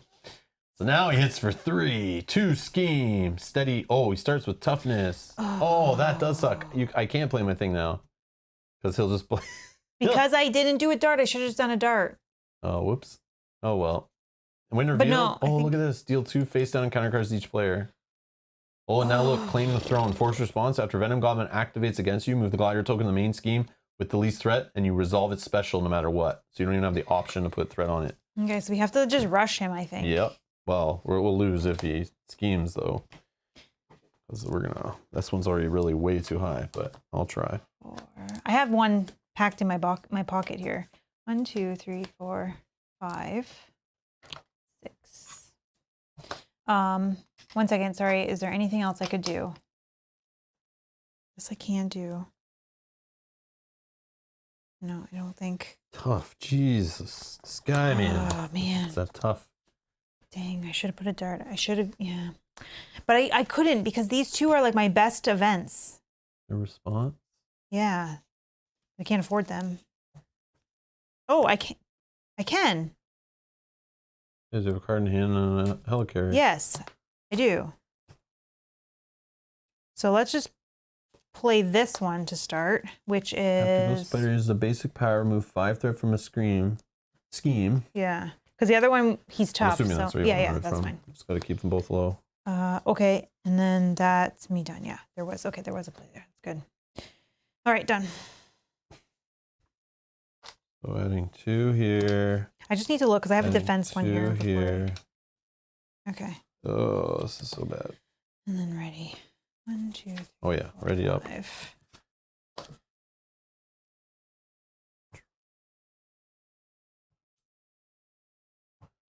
Okay. Okay.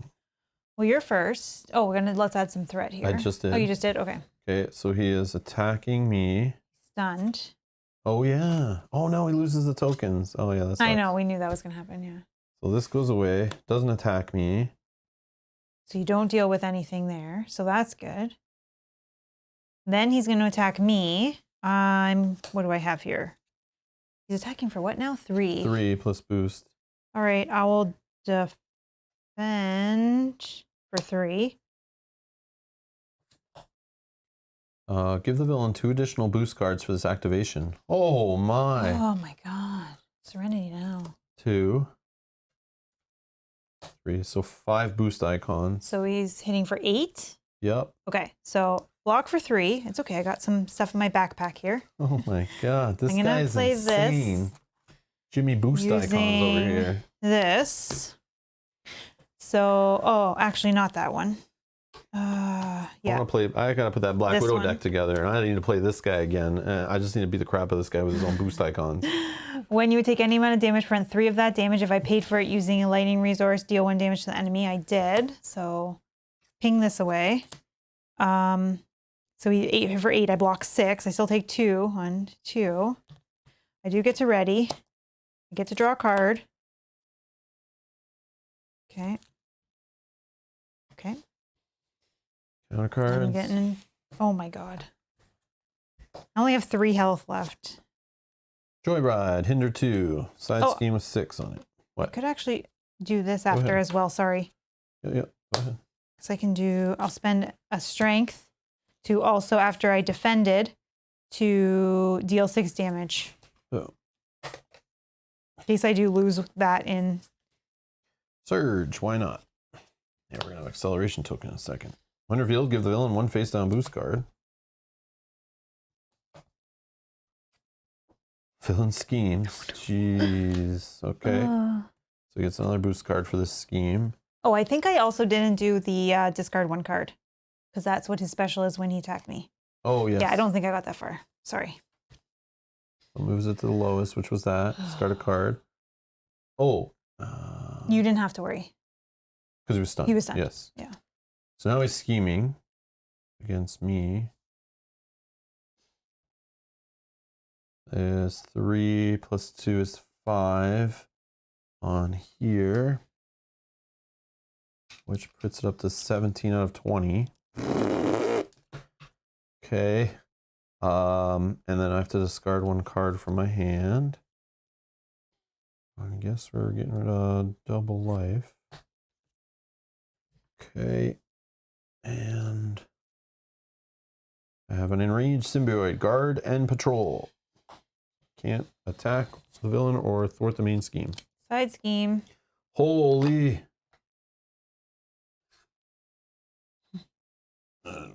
Whatever. We just put on the. Yeah, whatever. It's right here. Sure. And then. Each tech attachment gains surge. Okay. Caught off guard.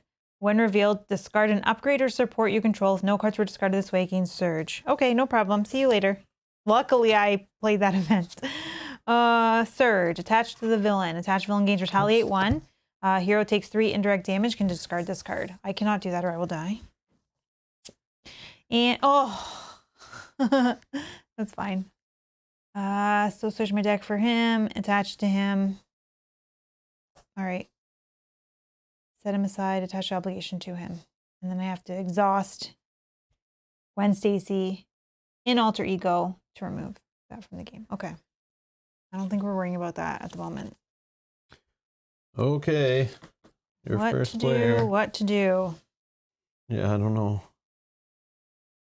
Do we just race? I don't know. Like the next scheme, I can hit for scheming does, we're dead. Like I gotta thwart. I don't really I have a way to thwart 4. But like, look at the encounter cards that are coming out. Like that's like we're gonna have what just happened. We're gonna have again because I have so many encounter cards, and that means he activates more, and he'll scheme us out.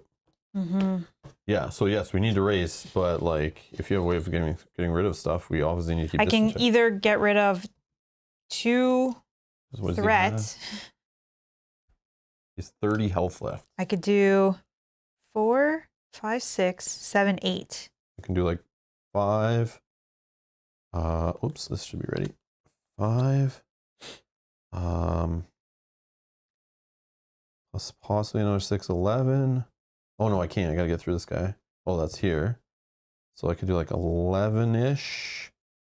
Maybe with. Oh, what if I got rid of the guy for you? I could attack for 4, then ready, then attack that guy for 2. I do 4. I could do 6. Yeah, do whatever. I mean, I can fight him with. Spider-Man. But he has retaliate 1. I only have 3 health, so yeah, that means I only hit him once. Put an ally into play. That ally can take 3 indirect, but if you can't afford the other stuff, then. If I want, yeah. See, this is the problem because I don't have I'm 1 shy. Like I could do this action on your turn. I could put 1 on this guy. Oh, but then I could keep him around 1 more. I don't mind the retaliate if I'm going to take big hits, but or if I'm going to do big hits. I'll do indirect. I'll put this here. 1 here. I'll put 2 on my card down, or my guy down to 4. So this is gone. Do you have a way to confuse him? A second confuse? Let me see. Because if you're tough and then I can flip. Yeah. But if you don't want to do it. Yeah, I could, but then it reduces the damage I'm going to do to him. No, okay. So. But I can draw, but I don't get to keep it.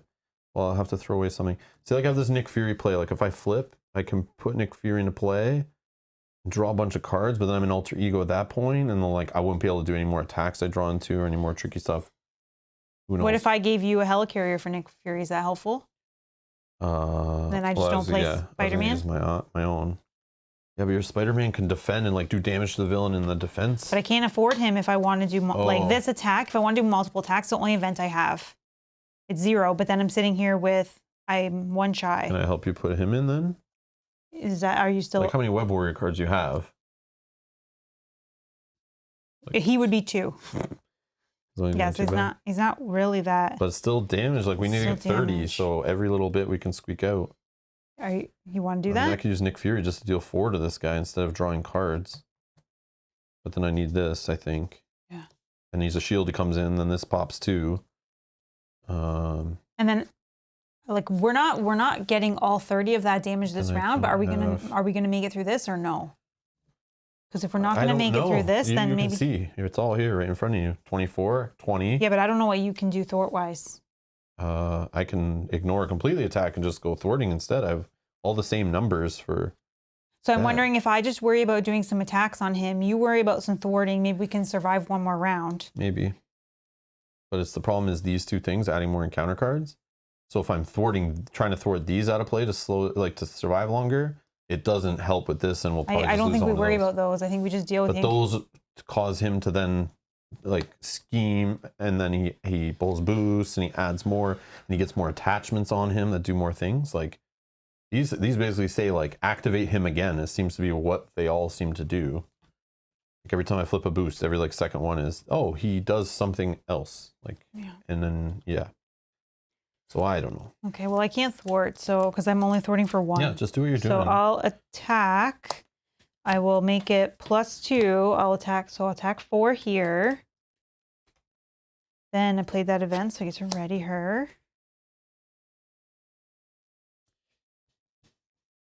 I can get rid of that guy in front of you, so you can do things. Yeah, sure. Okay, I'll attack for 2. And we're about to flip through and get an acceleration too on the main scheme, whatever one that is at the time. Which is very bad. I can just hold Spider-Man until next turn. Like I can play this.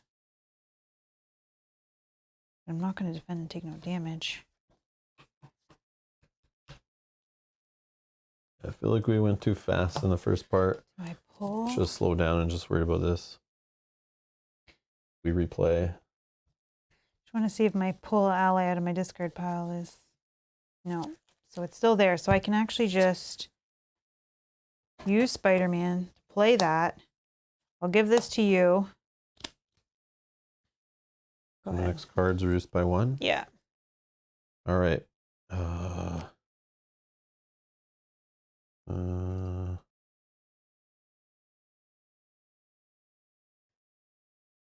Oh, but then this doesn't work that way because this plays the card as part of the cost. So what I can do, I guess I can just do some damage with this card, maybe. I'm not removing any threats. Yep, so let's not do damage. Let's go into threat mode, I guess. Mm-hmm. But then I'm not paying for it to confuse him, so I need to use this. Okay, so frustrating. Oh yeah, I was gonna flip so I could heal, but are you flipping? I don't know.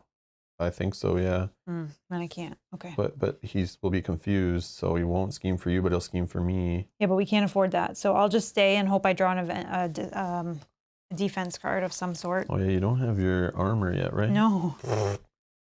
Okay. Don't. So I'll do the thwart. Remove 4 threat from a scheme. Let's do it from here. Bringing it down to 13 out of 20. And we'll do Spider Camouflage, which is tough stats card he already has, but we'll now fully confuse him.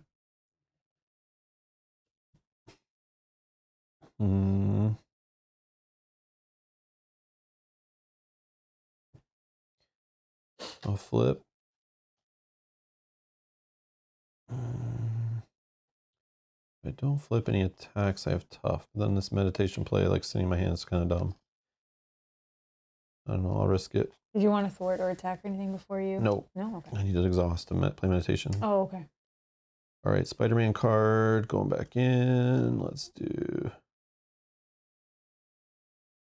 I don't know, web shot, I guess. Remove threat. Now let's throw Spider Camouflage thing back in. I don't know.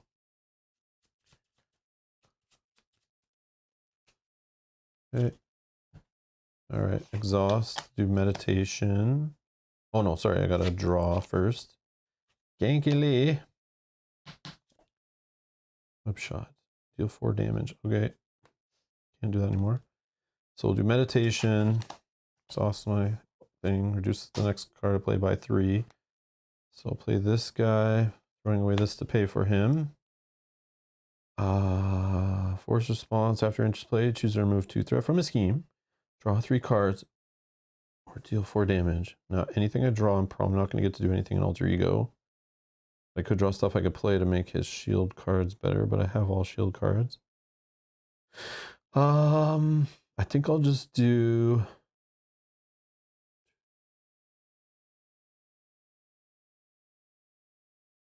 Yeah, if we're not worried about fighting, I think I just remove... He can move 3, 4, 5, 6. Get rid of that. This guy comes in and removes 2 from this. I have no other way to remove more. This one should go first because that also is making tech attachments gain surge. And he can do his own.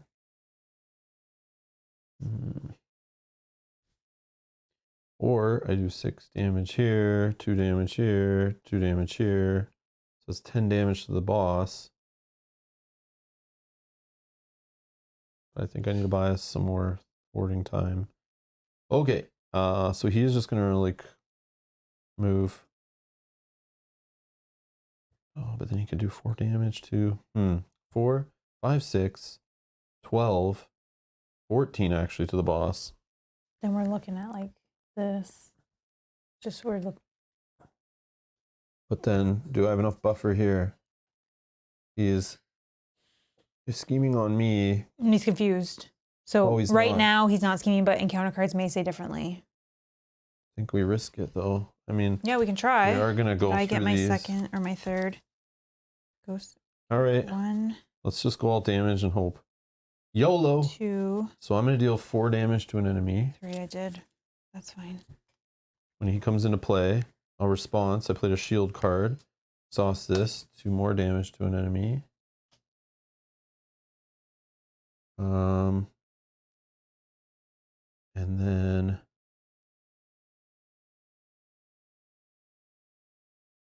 2 more damage to an enemy. And Dum Dum is going to attack for 3. Exhaust 1, 2, 3 shield cards to add 3 more. So he's hitting for 6. Done. Ready up.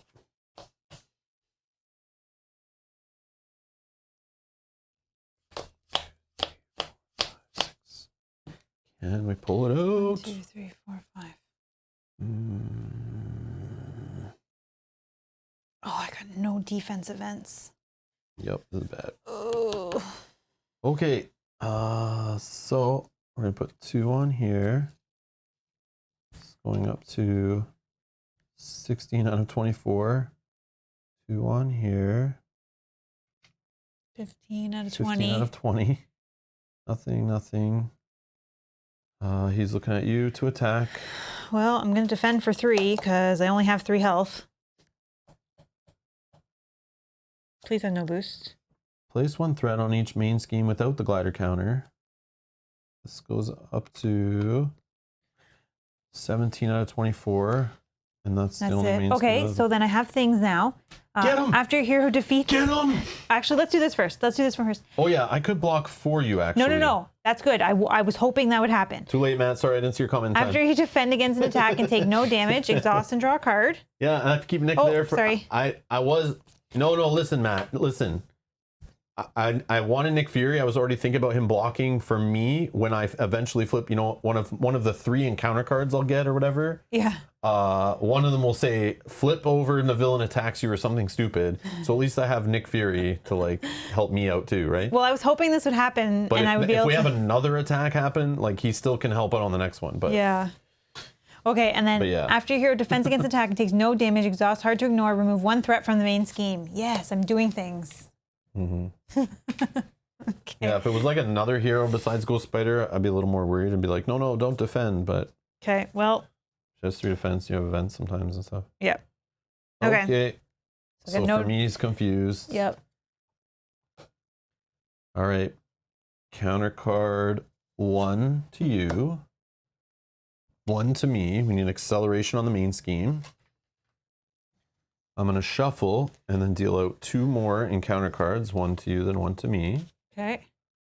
And hopefully these are nice and gentle. If it's a tech attachment, they gain surge, which is probably what's going to lose us the game because I ignored that one. That's the one that I'm scaring me the most because it'll surge into a bunch of things that'll make him activate, I'm sure.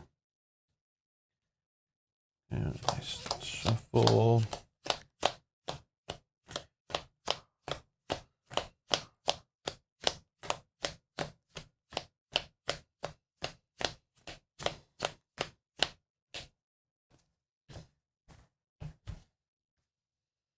I am so stressed. I know. Like, I think we lost this one. Like, I felt like we lost it when we beat him into the second part, dealt out the encounter cards and how much threat we had there. I feel like we do need to calm it down more before we switch to a second side. If we survive, though, we have a chance. I just don't have much to attack in hand. I got to draw. Maybe I draw into something. I can attack but, like, I don't have ways of doing lots of damage, so... I don't think we can output 12. I can do 6, and then I would be able to draw 2 cards, and who knows what those are. Yeah, true. Whoops. Yeah. Whoops. All right. I see him. I was yelling at Let's us. cut. Sorry. Nick Fury can block. I would have said no, but okay, and then 2 more. All right, let's see what happens here. Oh, I just got a minion. Okay. But he's got guard, so now that you can't fight messes the bad guy. with me. Yep. So just and then caught off guard. When revealed, discard and upgrade or support you control. If no cards were discarded this way, this card gains surge. Let's do this one. When revealed, this card gains surge. Whoops. Oh yeah, that would. Yeah, it doesn't matter. Whatever. Attached to Venom Goblin. This is not a tech attachment. Okay. Hero action, gotta spend one of each resource to discard this card. So he now has, like, this is insane. Look, +3 scheme, +3 attack. Might be able to. We are one. Ah. All right. I mean, I have the resources to do that. Oh, here's the tech attachment. Oh, it already has Surge. Surge. Attached to the villain. Attached villain gains Retaliate 1. That's the one, take 3 indirect damage to get rid of it. And I just got the guy that's Retaliate 1, Steady, Toughness in front of me. But he's not guard. Okay. He's not guard, but he So now does we attack just- for 2, scheme for 2. Now we spend this one to thwart so that we can make it through this turn. Yeah, but like I know, I don't need know. to do that last turn. I know. used up all that stuff, so good luck. No, I don't think I have it, but all right, I'm first. Yeah. Well, let's Oh, I see. could use Let's see Med what Team. Yankee Lee can pull for me. This med team can heal me, right? I don't know. Read the card. I have no Heal idea. 2 damage from a friendly character. I'm a friendly character. I think so. I don't know. I don't know if you're friendly to yourself. 1, 2, I'm not 3. sure. I don't know. 2, 3. Gotta put that in play. Hmm. Oh yeah, Nick Fury's gone. Oh, what do I do? Oh, thank you. Yes, they can heal my identity. Okay. It's like it says friendly character, so Welcome to the danger zone. I know, Yeah. right?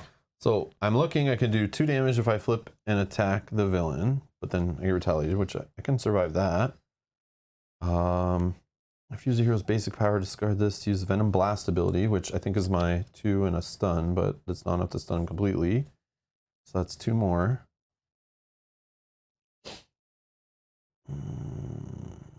Camouflage, and I can half confuse them.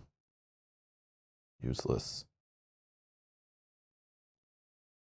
Useless. Yeah, bunch of junk. Okay, I can exhaust up to. Did I not? Oh, I didn't play an event. I can't even ready myself. Oh yeah, so we're in a bad spot, right? Yep.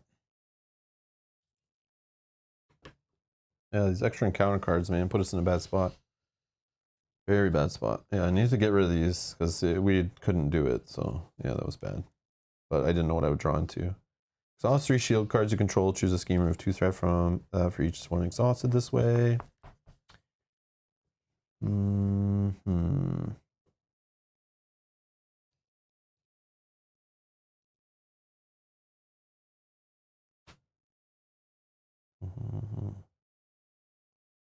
Oh, I have +1 attack on my hero card. Oh, I can stun him possibly. Let's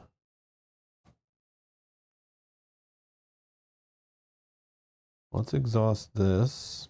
Let's exhaust this. That's 4. Oh, I could have played another field agent. Yeah, let's just say we did that. Field agent. We exhaust that. So then that is 6 removed. Sure, from here. Okay. And then this, I'll exhaust to deal 2 damage to an enemy.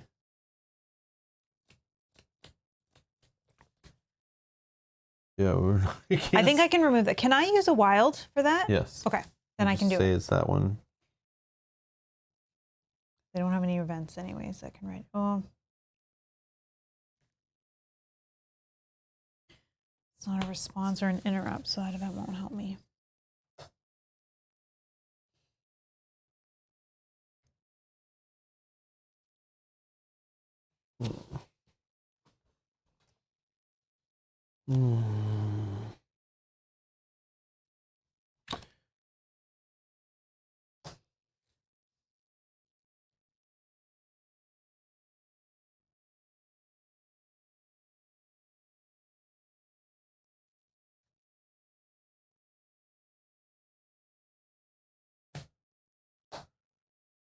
Snoop counters. Oh, spend 1. Remove 1 from here. I don't know. Like, did we forget to move after he attacked us and stuff? Probably, right? I don't know. Maybe it was always there. Oh. But I feel like we probably were forgetting to trigger this thing to discard cards out of our hand and stuff. He was confused for me, so he didn't do anything. Yeah, he did attack me, but did I not do it? Maybe I didn't. 1, 2, 3, 4, 5. I probably didn't. Did you discard 4 cards off the top of your deck? Because that was part of it. No, I definitely didn't. So okay. maybe lose a card from hand and discard 4 cards off the top of your deck. Let's lose this one. Oh, no, I need that one. I need that one. Yeah, it still would have been here, I think, though. And then 4 cards off the top of my deck. Yep. 1, 2, 3, 4. They're going to flip. And then I will attack for 3. Okay. I get retaliated on for 1. I flip this. Yes, no boost icons. So I half stun him. And then after you use a basic power, which I just did attack, I discard this to do Venom Blast, which does 2 more. Oh, I wish I was ready. 2 more, and also throws a stun on him. He's stunned, so he won't attack on mine. I can heal myself. Still attacks you, but he hits for... No, I'm going to get rid of that. Oh, okay. Yeah, like I can use those to get rid of it. Okay, that's what I got. That's me. Oh, the Retaliate took your tough. Oh, my tough. Yes, thank you. Forgot about that card. Holy. Yeah. Forgot about the tough. Maybe I'll even do that. Okay. I just put them there and I forget they're even there. It just sits there so long. All right, I'm going to do... Oh, wrong one. Let's do... Power of Protection plus Helicarrier for a med team. Then we'll do 3. I'll say that's a lightning. Let's get rid of that one. I will exhaust med team, remove 1 counter, and heal 2 damage. 1 of 5. Like if you can get rid of this guy and then you get some kind of event that hits him in the villain phase, like... There's nothing I can do. I don't have any... Don't you draw before we go to the villain phase? Yeah, but I... Oh, but you wouldn't be able to hit him, right? Well, if guard? I think my 3 ghost kicks are already in here, so I don't think I have an event that can do something when I defend. Guard stops like all damage, right? I gotta keep asking these questions because I never remember, but... guard. While a minion with this keyword is engaged with the player, that player cannot attack villains without this keyword. I think you can deal damage if you have like a deal damage, but I think all those are like attack cards you have. Well, I think we're just gonna hope that we can make it through this last turn. Okay. Okay, done. So ready up.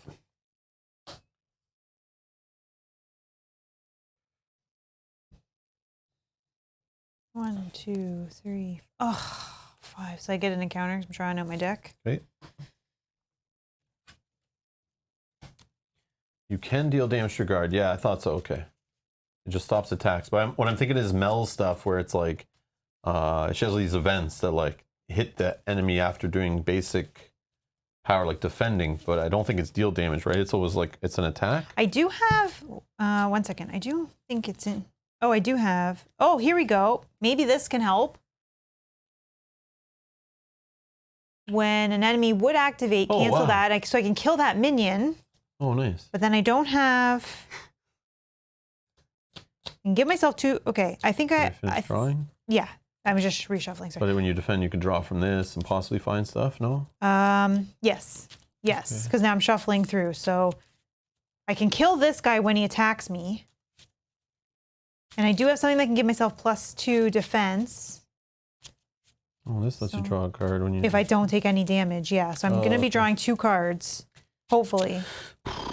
Okay. All right. Hopefully. So threat here, we have acceleration +2. So this is going up 3. So this is at 16 out of 20. This one goes up 1 on this die. And 1 here. So this one is at 19 out of 24. Okay, I think that's correct.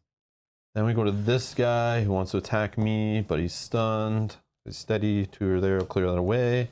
This guy will attack me for 2, which I'll just let go through. Down to 2 health left. Oh yeah, this guy's plus 3 hit points also. Yeah, whatever. He's a big waste of my time. Okay. Okay, then he's gonna attack me. Oh, then you have to do the discard a card. Yes. So least threat is still here. Discard a card from your hand. And then 4 off the top of my... Oh, hello. Oh, I'm gonna have to discard a card too. I see I have no like damage in my hand. This is crazy. I need...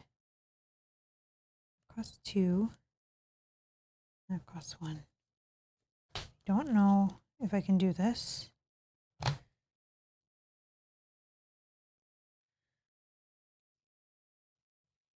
Yeah, I literally only can like do 2 damage next turn. Oh, I can draw cards. Never mind, I can draw. Okay. Okay, sorry. And then 4 cards left on my deck, so I discard 1. Of course, I get an encounter card. And, yep. Okay. He got me. All right, well, we're going to see what happens here. So he's going to... Wait, why did I do it again? Because he was stunned on mine. Oh, I'm sorry. I'm sorry. Yep. I don't know what that last card was, but I had something in my deck. Oh, yeah, I had 1 card left. I want to see if I could see it when I flipped it over.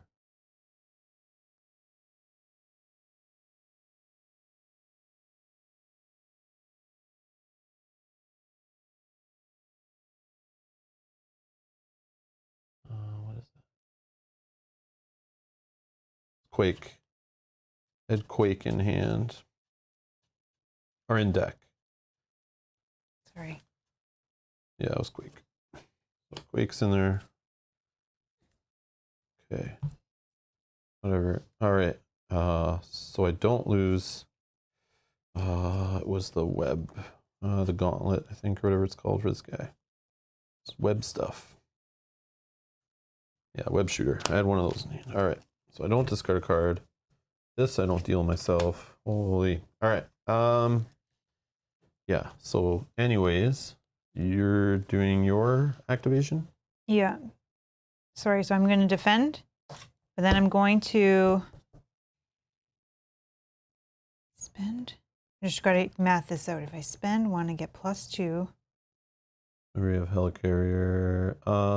You can't do it in the villain phase, never mind. But I'm just thinking. Never so mind, if I spend, I'm just...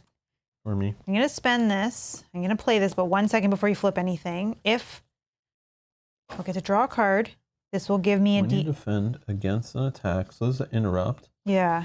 You get plus 2 defense for this attack. If you take no damage from this attack, stun the attacking enemy. Which won't matter, but I just want to make sure. So well, then it matters for me because I can stun. Oh, okay. Yeah, I know we so won't then I'm go defending another for 5. round, but defending for 5. If I take no damage, I can draw another one. But then I'm drawing 1, so I have 4. I think this works. Ooh. So I'll defend for 5. I think I can kill because now that I know my next card, it's enough with but I might not be able to play her and Mockingbird. Okay, sorry. Defending for 5. Defending for 5.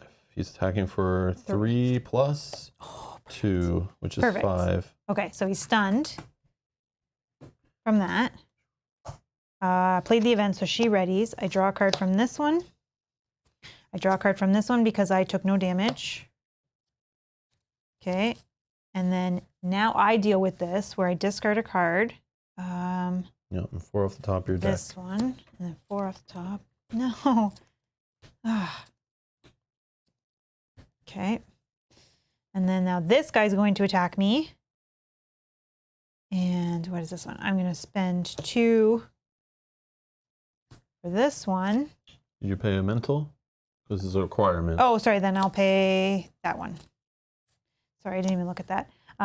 When an enemy would activate against you, cancel that activation. If it's a minion, if a minion activation was canceled, deal 4 damage to that minion. How? So he's gone. Okay. And now encounter cards. You're first.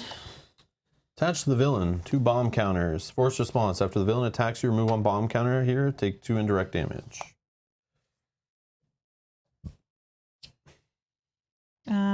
When revealed, a public outcry is in play. Place notoriety. If not, place 2 threat on the main scheme. Boom. So it's at 18 out of 20. I am in hero form. Villain attacks you. Give them an extra boost card. Oh. That's okay, I think. Are you going to take indirect damage too off his bombs? Okay, so I'll defend for 3. So he's attacking for 4. Yeah. Nothing. You are stunned. If you're stunned, take 2 damage. No. So it's 4. It's 4, so I would take 1. And then he removes a bomb counter. Now you have to do 2 indirect damage. 1, 2. Still alive. Still alive with 2. This med team saved me. Whew. Holy. Wow, but I can't attack, so it's all on you. Really? Because I don't have You can't play that guy? No. Helicarrier. My helicarrier, how much is he? 3. Oh, 3. Yeah, because I did everything in hopes that I could just survive. All right, so it's our turn? Pass that to me. Can you do 5 damage, maybe? Maybe. I will just heal 2. Okay, go ahead. I'll give you helicarrier. Oh, thanks. It might be all we need. I don't know. Okay. So let's do... Oh, I could do... Actually, no. I have damage off this. Let me just do something. Let me take 3 indirect damage. Oh, yeah, Going to 1. So that I can get rid of the retaliate for you if you have to do to multiple attacks. Yeah, no, I don't, but I shouldn't. Okay, so he just has pumpkin bombs that aren't defensive in any way. Okay, let's do this. Okay, so you give me a helicarrier, I'll spend a helicarrier, and then I'll spend a Jefferson Davis. We'll throw a Mockingbird in there. She stuns an enemy. Oh, nice. Not that it matters that much, but she will then attack him for 1 and get retaliated on, but only take the retaliate. No retaliate, got rid of it. So yeah, she'll take consequential, I guess. Then Spidey Man is going to attack for 3. I'll flip this. Oh yeah, I should stun this guy actually, or this guy, because I might stun here. I should have done this one first actually. Yeah, we'll say I just did this one first. And then I play Mockingbird after, but whatever. Yes. Yeah, because he's stunned. Yeah, so then it's stunned. Because there's a chance he could stun, and if it didn't, then I'd want to play Mockingbird to then for sure stun this guy. Well, I'll just say Mockingbird to this one after, whatever. And then hit that guy. Oh, but this guy's steady too, so that doesn't stun him. Oh, This no. is so annoying. We're all stunned. Steady, steady, steady. All right. And then I'm going to flip. When I flip, I throw a Spider-Man card. Well done. Rami's saying, wait, shouldn't the Sky Destroyer go off with Mockingbird? Thank you. I was like, I don't know what that means. Yeah, it's this. I pointed out, I forgot the damage on there when I was calculating my damage to win. I forgot about her being shield. I was so thinking about her that she had shield, so I was covered. Totally forgot about that's why she's in my deck for shield. Yeah, so that's when I realized, wait, Star Destroyer or Sky Destroyer will work, but I already had a card in hand that worked. So that was me being a dummy. So then, yeah, this fires off 2 damage. Okay. Ow. Wow. Yeah.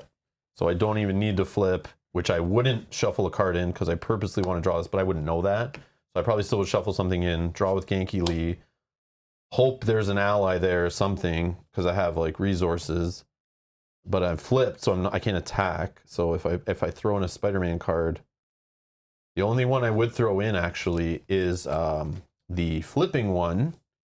The double life. I would throw this back in the deck, hope to draw that if I didn't know what was coming next, change my form back, and if I used a punchy punch resource, which I have, I could flip, go back ready, and then attack again. Oh, that would be cool. Yeah, that was what I was thinking when I didn't know what the card was. But it would be 50-50 at that point, right? No. Yeah. But then when we did the accidental thing, I learned it was Quake. Sorry, who could come in and still hit for 2 and was a shield. But I forgot about her shield. Yeah, I'm sorry about that. I was stressed there. Well, Billy says, I'm exhausted. What a tight game. Yeah, that like, man, that I thought was going to be such a simple thing. seeing these three, just knowing like, I have Thwart, I have Justice, I'll keep these under control. And you just keep playing with this guy, punching him. But this guy and his boost icons, his attachments, his scheming, and the special abilities moving around on these things, and it just like gets out of control so fast. Yeah, I couldn't believe how many cards had 3 boosts. Yeah. It was, the boost icons were nuts. Yeah, plus that one that was on here for a little bit that we didn't get rid of right away that had the additional boost. Yeah, the fact that came out early kind of sucked. But I think we still went too hard on him and flipped him when he did the reveal the 2 encounter cards and we beefed his stats up and stuff. Yes. They got out of control because these were way too high, the things. Like that was so narrow. But if like I just kept building and we kind of took it slow where like I used my tough, let him attack me more, timed it better, so he hits me. But it's too many things in here were making him attack more, so even that wouldn't be enough. Yeah. But I wasn't finding like the allies to keep in there to keep up with his heavy attacks. You were having trouble. Where's your armor didn't show up, so you were. I showed up at the end, and then I used it to pay to try to get through that. But like you lost way more health than normal. Like you're down to 1. I'm down to 2. And I healed myself for 4 this scenario. Yeah, I feel like I feel like our decks crapped on us a little bit. Didn't give us our good setup stuff at the beginning. As like, obviously would have been better off if we had some things in the start.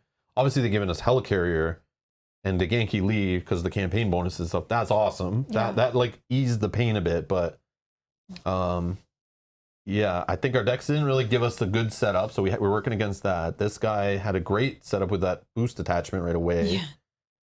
And there was just a lot going on too, right? Where we have to pull minions right from the beginning. We had to pull an encounter right from the beginning. There was already, or not encounter, sorry. Yeah, minions showed up steady, like pretty consistent. Yeah. Like more than the last few scenarios, it feels. Yeah. And that might have just been because we were drawing more encounter cards.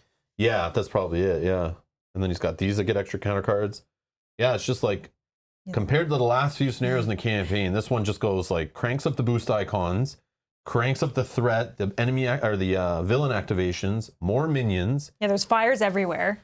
Way harder, like treachery stuff. It felt like, or no, it was attachments. It was mainly attachments that were the bad thing. But even it had that one that flips you and fights you or whatever. That was annoying. Yeah, because that was the time I was going to recover. I was going to fill up my thing. Yeah, that's crazy. Yeah, I had a George Stanley play where I was going to put multiple under him. Yeah, look at the attachments this guy has. Of course, it's like Green Goblin or Venom Goblin or whatever. So it makes sense why he's like has all the technology and the attachments. Like he's a, crazy scientist guy with all the cool tech. But like plus all during it the stuff we added in through the campaign. Oh yeah. Like oh no. Like look at the amount of attachments. Like that's crazy. And they're all filthy. I didn't even realize there was one that was +3. Yeah, like that's just crazy. Like come on, that's psycho right there. That's psycho. And if you don't see it, it's still 3 boost icons, like just to be annoying. But the worst one, let me show you this little combo we had earlier today when we were like playing a bit of this. We have this in here for Osborne Tech. Surges, you attach it to the villain. Each character cannot defend against attached villain's attacks. To get rid of this, you have to exhaust the character you control, discard a random card from your hand to get rid of this. So like, what the heck, man? And then where's the other one? There was another one. His glider or something. There's another one. Yeah, another one. Yeah, this glider we saw it come through, but we saw it attached to him in the past. We played him attached to the villain. After attached villain activates against you, it activates against you again. Yeah, that was rough. Limit once per round per player. So literally this guy activates 4 times off this card, not to mention all the other crazy activations you saw off of other encounter cards. Yeah, that's nuts. This guy is insane. Yeah. And then hero action, discard any number of attack cards from your hand with a combined resource cost of 3 or more to discard this card. And in our practice game, I had to do 2 ghost kicks, which was 12 damage. Yeah, I literally just to get rid of this. I couldn't draw into 3 costs. It took me like 3 rounds before I saw 3 costs worth of attack traded cards in hand or whatever. Yeah. Yeah, that with the treachery that flips you and attacks got me killed. Yeah, that's like such an unfair card. It's so crazy. Yeah. It's like you think you're comfortable, like, oh, I'm gonna go into alter ego, which I don't really want to do. It's slowing me down, but I really have to heal, or I really have to get this thing done. Mel has to put darts. I wanted to put darts on my thing. She's darts, so she can get rid of the tough cards, and we'll just flip. Like, we don't want to flip, but you gotta flip. Well, let's do it. We thought long and hard. Let's go with the plan. Doesn't feel right, but we're gonna do it. And then it's encounter cards like flip back over, and I'm gonna punch the crap out of you. And it sucks because you flipped, he schemed. Then you have to flip back. So you didn't even get all the benefits of that. And he still got to scheme on you and then attack you. And it's like, oh my God. That's a big scumbag card. That's what that one is. I cannot believe we squeaked that out. I thought we were going to lose for sure. So did I. Feels great. I thought, like, right when we flipped and then counter cards came up and it just got wacky and these, like, we lost the first one of these. Yeah. And we still had, like, all of his health on him.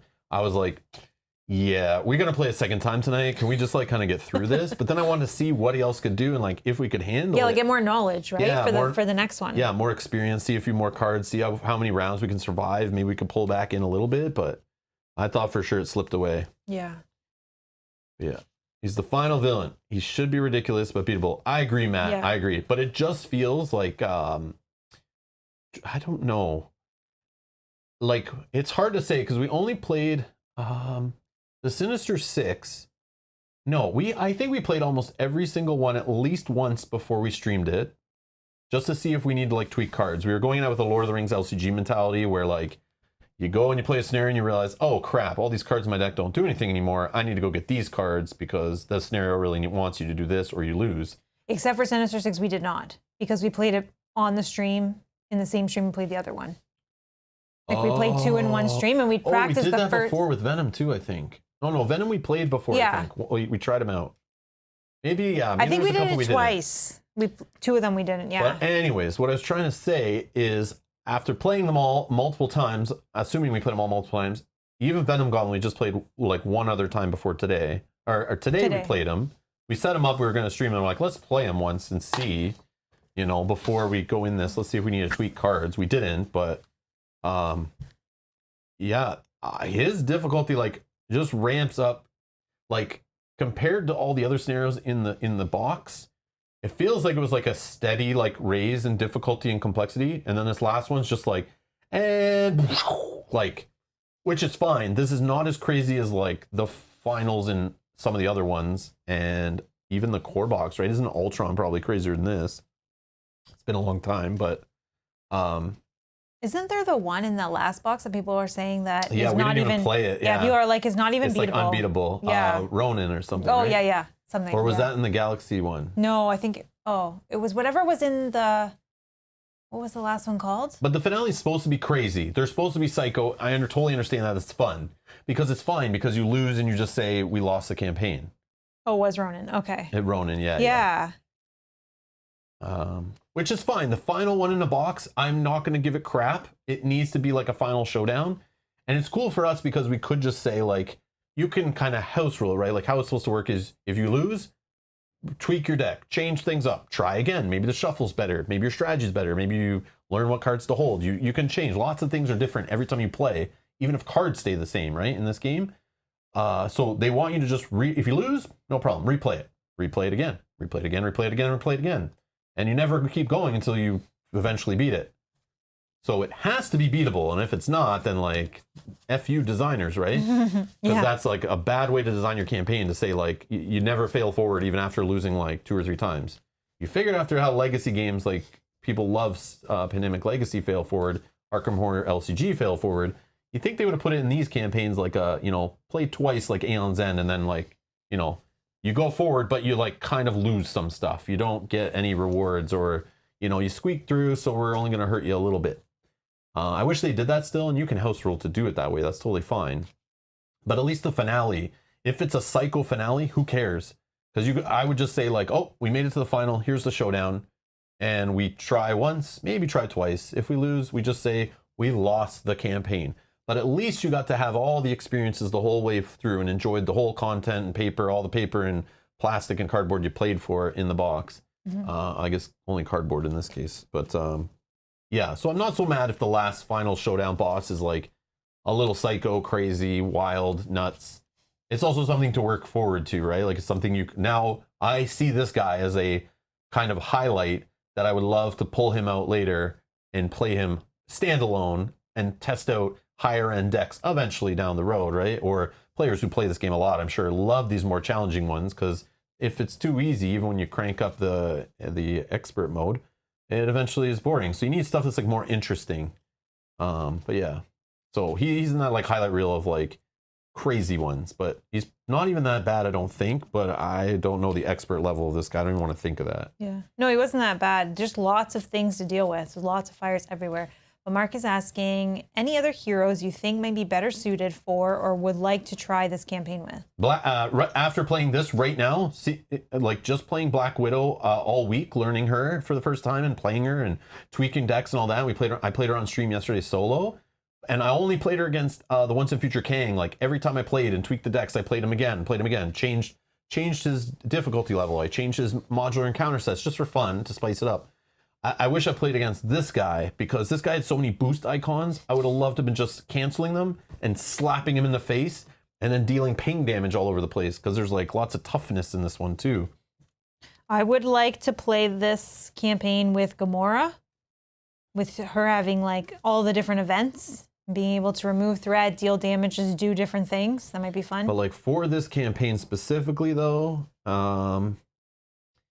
I don't know. It was a lot of the... Oh, you know what you need, though? Black Widow would be awesome. Anyone who can stay in alter ego a little more.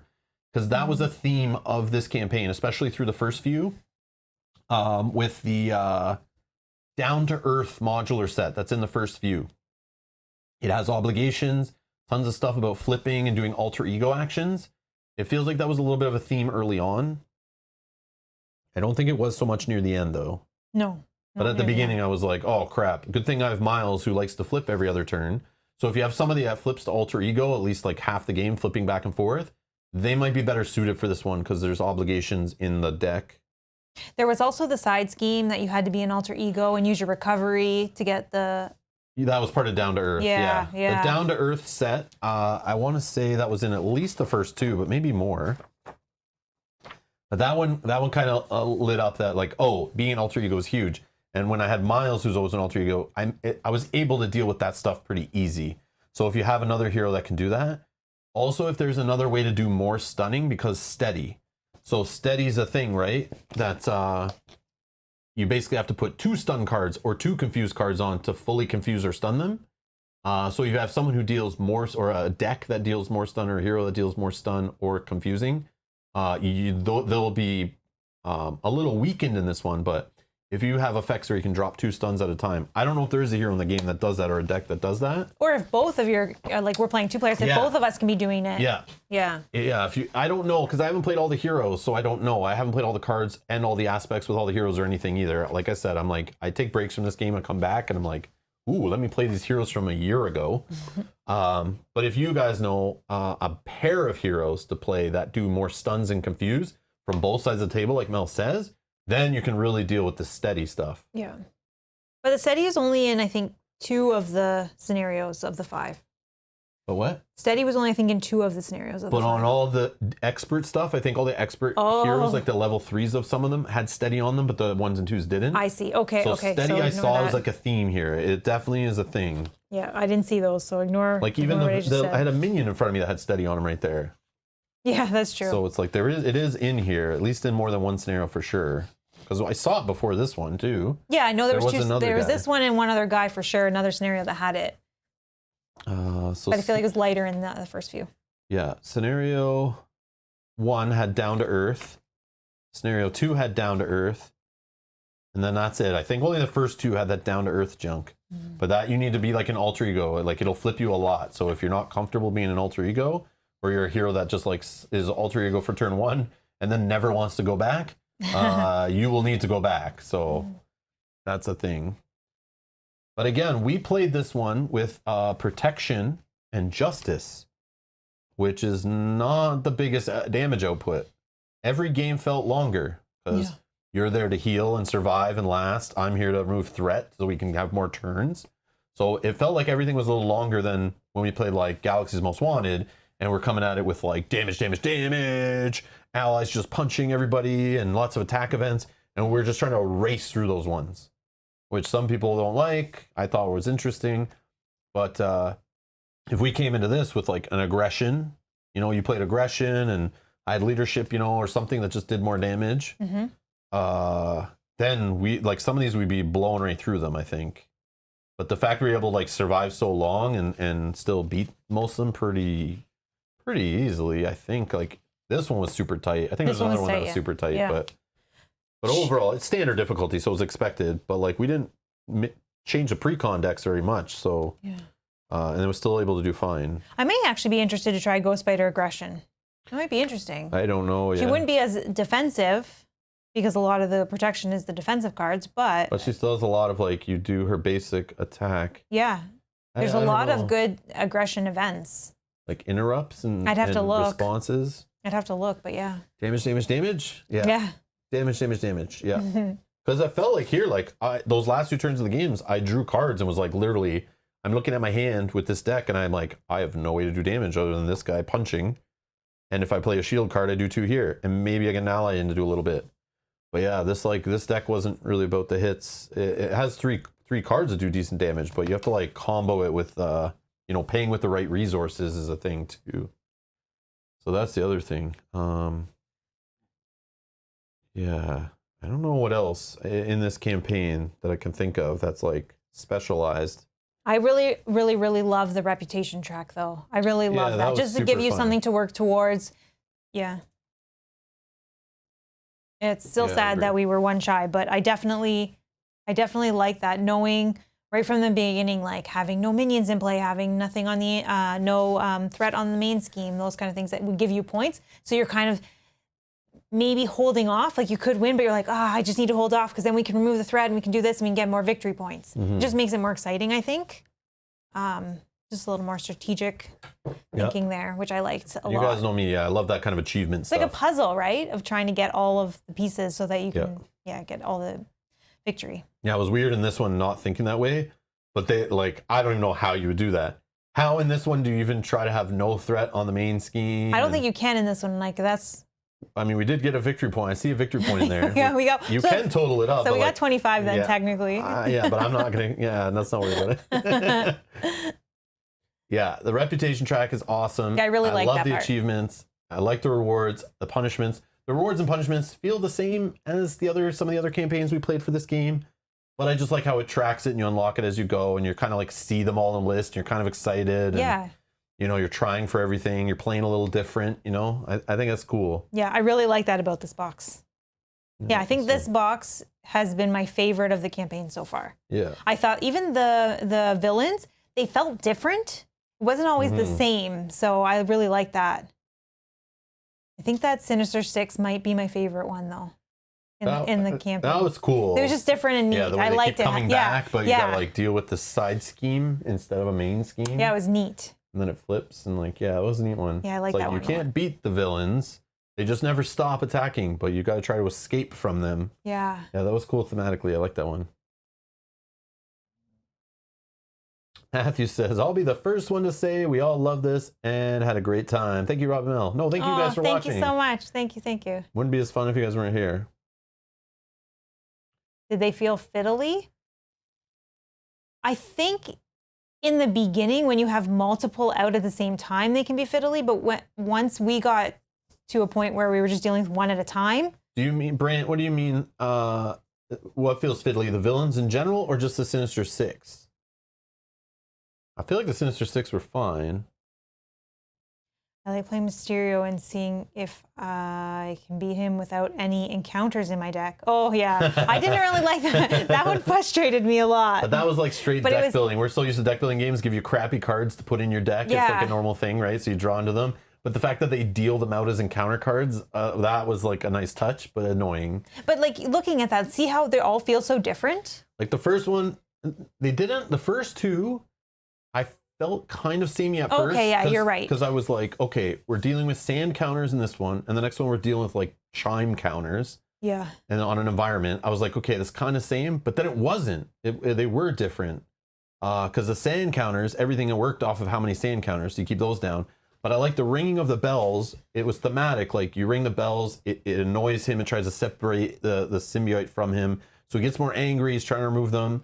But you're doing more damage to him while he's like distracted by the ringing bells. I think that's cool to make the choice in both of those of like, do I deal with the tokens or do I not? It felt very Aeon's End, which is another game we love that feels similar to this kind of game, cooperative.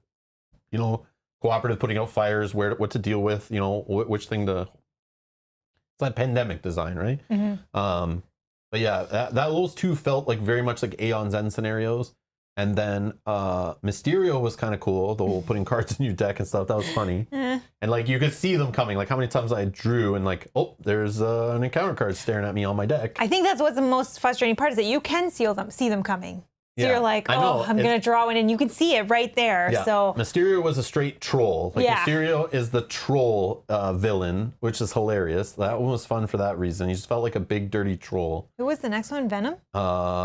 No, we talked about Venom. We moved on to Mysterio, then the Sinister Six. Sinister Six. Okay, yeah, which And was Sinister Six was cool highlights. how it threw things on the top on their head, whereas like, you know, the side scheme, all the villain, like you're like, wait, I don't just beat the villains and I win? I know, it felt It's weird. like they keep coming back? Oh, okay, Yeah, cool. that felt strange. Yeah, but that I was really cool. liked that one. Dale, hello. Hi, Dale. Yes, we won. See the smiles on our faces, Dale? and I'm not cleaning up the game off of the floor after flipping the table. No.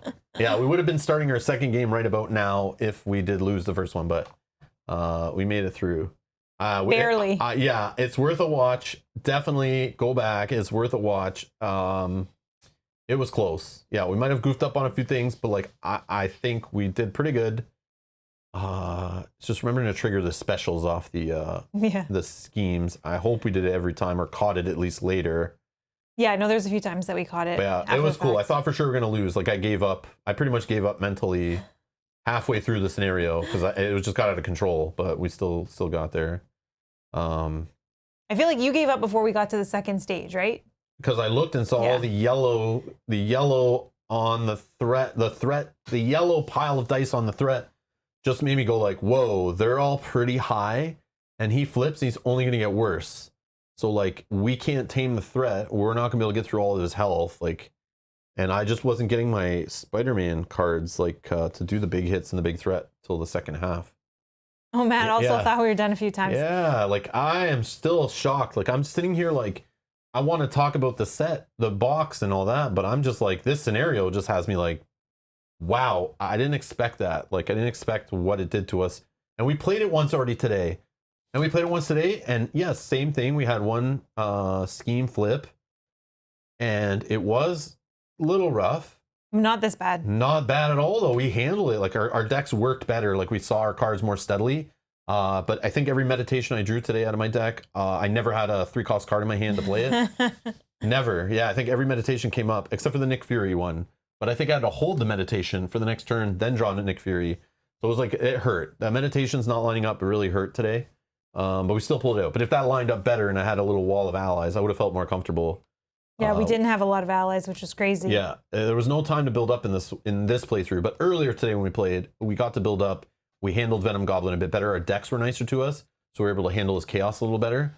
But in this one, yeah, our decks both were like not giving us the tools through the first draw of our deck, basically. But we still squeezed it out. So, Wow. But yeah, Venom Goblin is cool. I definitely want to play that guy again, standalone, and mess around and see what I can do. Especially solo, I want to see how you can handle like trying to thwart 3 different schemes at the same time, plus side schemes that come out are filthy. Plus still trying to attack. And he has a large health, Yeah. right? Like 32 and 36 high or something? health, and he hits hard and activates a lot. Yeah. And the attachments, like, what do you do when he gets, like, we've seen him with 3 or 4 attachments on him. And you literally spend 2 players' turns where we're like pitching all of our cards just to get rid of those attachments. Yeah. Like just literally 2 dead turns because this guy drew into attachments. Crazy.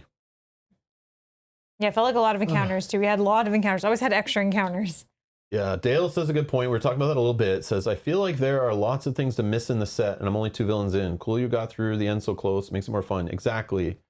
Then that's why this one, people will ask which set to get. And I think this is fine to get after the core set, and I know a lot of people will. I know this has brought a lot of people back to the game who have been snoozing on it, including myself. I always come back when there's a campaign box, but this one I was more excited for than the last couple, just because I like the Spider-Man universe better than the last couple. But the heroes in it look cool too. Like playing Gwen Stacy and Miles was like a cool thing. But I think the Rise of the Red Skull is still the play to recommend to newer players who get into the game, buy the core set. I still think you grab Rise of the Red Skull. The villains are a little more straightforward. The game is not zany yet. You can tell that was designed early on, obviously. This, though, there is a lot going on. There's a lot more things to manage, a lot more triggers and these kind of things going on. It is like kind of next level. It's definitely trying to cater to the longer time Marvel Champions fan, sorry.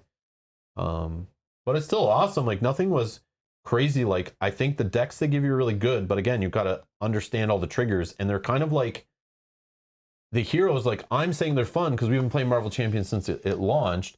So Ghost Spider is super interesting, playing in the villain phase a lot. Miles Morales, like flipping a lot, stun, the shield tech thing is kind of neat. But like, is that like new player friendly-ish, or is that like gonna make their head hurt? I don't know. Ghost Spider's maybe not new player friendly-ish, No. right? Because you're not even playing. You are playing in the main phase, but you're playing a lot in the villain phase, which is not how you play the game. But the cool part, it feels different though, like compared to the core set guys. So you're getting like a really weird hero at the beginning, which is fun. Mm-hmm. I really, really like this hero. But the heroes are awesome, and they go well with the set. So it's like a nice, complete box where like the heroes, the pre-constructed decks in the box can handle the box on standard, I feel. So it's like, is a nice package balanced very well for what you get. So you could buy it like standalone and just play with what's in the box without having to buy all this other junk to like modify your deck and stuff. I think with core set cards plus the cards that are in here, you're totally fine, which is cool. Yeah. Which is a hard thing to do in these LCGs. Been playing them for like 10 years is like, stuff that gets released later as like the worst power creep, gets super complex, has 85 keywords they've added into the game, and you tell a new player like, yeah, buy this set, it's super fun, but it's like they buy it and they're like, whoa, like what just happened? And then they go back and buy older stuff, and then the older stuff's boring because it's like too basic. So I still think you should evolve through Rise of the Red Skull if it's like still in print and stuff, but overall I think they did a good job of balancing this, making it interesting. The heroes are fun, the environment's fun. Thematically, the design is awesome. All of the villains and what they're trying to do in the scenarios feel thematic, and like the mechanics make sense. So that was really cool. Really fun. Yeah, I really enjoyed this one. Yeah, I guess I could have read the ending story, but I'll leave that for you guys to discover on your own. I guess. Was there an end story? Yeah, I think so. Yeah, let's do it. Let's do it. Hold on. Yeah, it's just the comic book thing.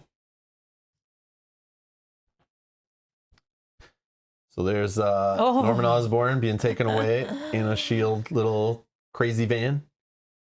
Go easy on Eddie Brock. He did help us after all.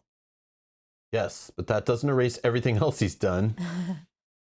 Nick Fury. And Brock's gonna want that back, you know. We won't need it where he's going, or he won't need it where he's going. Leave this to me, kid. I'm good at what I do. Besides, it's late. Don't you two have curfews or something? Oh, I get it. Dad. I don't wanna. Okay, so he sneaks in his top thing. He's at night. Gotta go make a sandwich. Yep, grabbing a sandwich out of the fridge. A rough campaign he just went through. Thank goodness you're finally home. And I guess is that, I don't know what his mom's saying. Is that Spanish? I don't know. And it says, we were so worried about you. Or is that her just swearing? She's probably swearing. Yeah, because she does have that like, razzle, frazzle, where have you been? Oh, but they love, oh, look at this, the big hugs. Oh. Oh. And that is all. Oh. That was worth it. That was worth it. You guys are embarrassing me. Oh. That was fun. I still am blown away that we won that one. So Dale says, agreed. Ghost Spider, similar to Black Widow, probably are not new to the game friendly, but fun to play as they play so differently. Agreed. Yeah. So it's like you could go on both sides. Like if you're a new player to the game, but you come from like playing Magic the Gathering or other competitive card games or something, well, you know, then it's like fine. Grab whatever expansion, you're gonna rock them all, right? You'll be fine. You play, you know, games at a higher level, whatever. but and it's cool that you get something different. But then on the other side, it's like kind of a big jump for new players, like, you know, who comes to it from like, I watch Marvel movies and read comic books. What are these cool card games you kids are talking about? Let me try some of those. I played those Pokemons when I was little. But again, Pokemon can be pretty crazy too. But yeah, I think that could be cool and interesting for someone just to figure out. But yeah, playing Black Widow recently too. I was like kind of shocked. I was like, oh, Black Widow does stuff in the villain phase, but not on that level, I don't feel. She could still do stuff in the other phase, but yeah, they both do like kind of a reactive play, which is neat. This is normally not the type of character that I would normally play. Yeah. And when I played it with Rob just to practice to see if I even wanted to play this character, I looked at him and was like, this character is really fun. Yeah, that's what really I read excited. online. I read first, was like, she's really fun. This guy's like, okay. And I went, no, I'll give Mel the fun character, even though I wanted to play it. I said I could have switched with you halfway through just to play the other one. I was like, I don't play protection, and I'm being told this is the best protection hero to date. And I just ignored protection because of early protection in the game and playing solo and 2-player a lot. But I'm telling you, those protection at 4-player games we played when the game was still new, those were so fun. I don't think I ever played protection. No one. I was the one who took protection because I felt bad to give it to anyone else at the table. Yeah. Because I was like, it's kind of like a lame. It's not such a fun play style. But obviously they hear that, and we know from playing so many of these games, when one color of the design pie, the factions in the game, doesn't have something and people start complaining about it and doesn't get any love, they just start to sprinkle in a little bit of other factions in there to kind of help them out. Yeah, I'm 99% always will suggest aggression. I don't know if there's something wrong with me. But you go to violence first, is what you're saying? In this game, yes. Aggression is the answer. Oh. I'll just leave match my shirt. Almost, yeah. Almost. Hey, bitch, hello. That's funny. All right. Well, I guess we're going to get out of here. That was fun. Yeah, that's it for the Sinister Motives campaign. That was a good time. So I guess we'll see you guys back here when we get the next campaign. No, I'm just kidding. Bye, Marvel Champions. It was nice to see you again. See you in 6 months. I do want to know how well you did on your reputation, though. Let me know. Yeah, if you're watching this later, yeah, let us know. Yeah, after you're done Sinister Motives, you then are like okay with spoilers. You come here, you watch through, and you've had your chance to play it. What did you get on your first run? Yeah, so we got 24. Well, no. Technically we got 25. I don't think we even counted at the end of the last one, did we? Yeah. Oh, we did? This one we didn't. This one we didn't. So technically we have 25 because if we count that last one. But what else was there? There was a minion in play, so we didn't get that. There was definitely threat on the scheme. We didn't get that. There was a side scheme in play. We didn't get that. Yeah, I think that's the only one. Oh, we didn't die. Yeah. So we have 26. 26. 26 is our final score. It was close. I literally had one. Yeah. So it was close. I had 2. But yeah, it was fun. Again, I scheduled a Marvel Champions stream for next week. I'm gonna try out Venom, is what I was told at the end of the last stream that I should play. We did a poll. And then I'm told I should try Nebula, also would be one that I love. Yeah, so, I'm curious to see that. Yeah. So I was told Black Widow, since she came out, would be my favorite. She was amazing. You guys are so awesome. And then I'm being told Venom's awesome and Nebula's awesome. So, and I'll love those playstyles solo especially. So I'll play those next week and the week after. So yeah, more Marvel Champions come to the channel if you're looking for that. More Marvel Champions here on the channel. Links are down in the video description. Subscribe to find your way back. Hit the notification bell to get notified when we go live. You can set a reminder already for the next one. It's on the channel already for next week's playthrough. And at some point we got to go back and play the Mad Titan Shadow. We never finished it. We kept dying in the last one and just got frustrated and was like, we'll regroup, build new decks, come back, try some different heroes or something. Let the card pool expand a little more and maybe go back to it. So that's something we'll play in the future. Also, I want to play the Once and Future Kang. I played it solo, which it was kind of lame solo. But I definitely want to play it multiplayer because it's obviously designed to be a multiplayer scenario compared to the ones that it copies from Lord of the Rings that we've played before, or even Arkham Horror. We feel like I've played that Once and Future Kang design scenario many times. But I want to play it with Mel, do the whole separated thing. You'll see. It's just like the Lord of the Rings scenarios we played before. But it's fun. It's fun. So we'll try that. We'll try out some heroes we never played before. So we'll just dabble with some Marvel Champions streams in the future, as long as you guys keep watching. Hit that like button. Keep checking them out. Share them wherever you guys share videos for Marvel Champions. I don't know. But yeah, the more people keep watching, the more we'll keep playing. But if no one's watching, then I just play a different game or something. So anyways, thanks a lot for being here, and we'll see you in the next one. Bye-bye. Bye.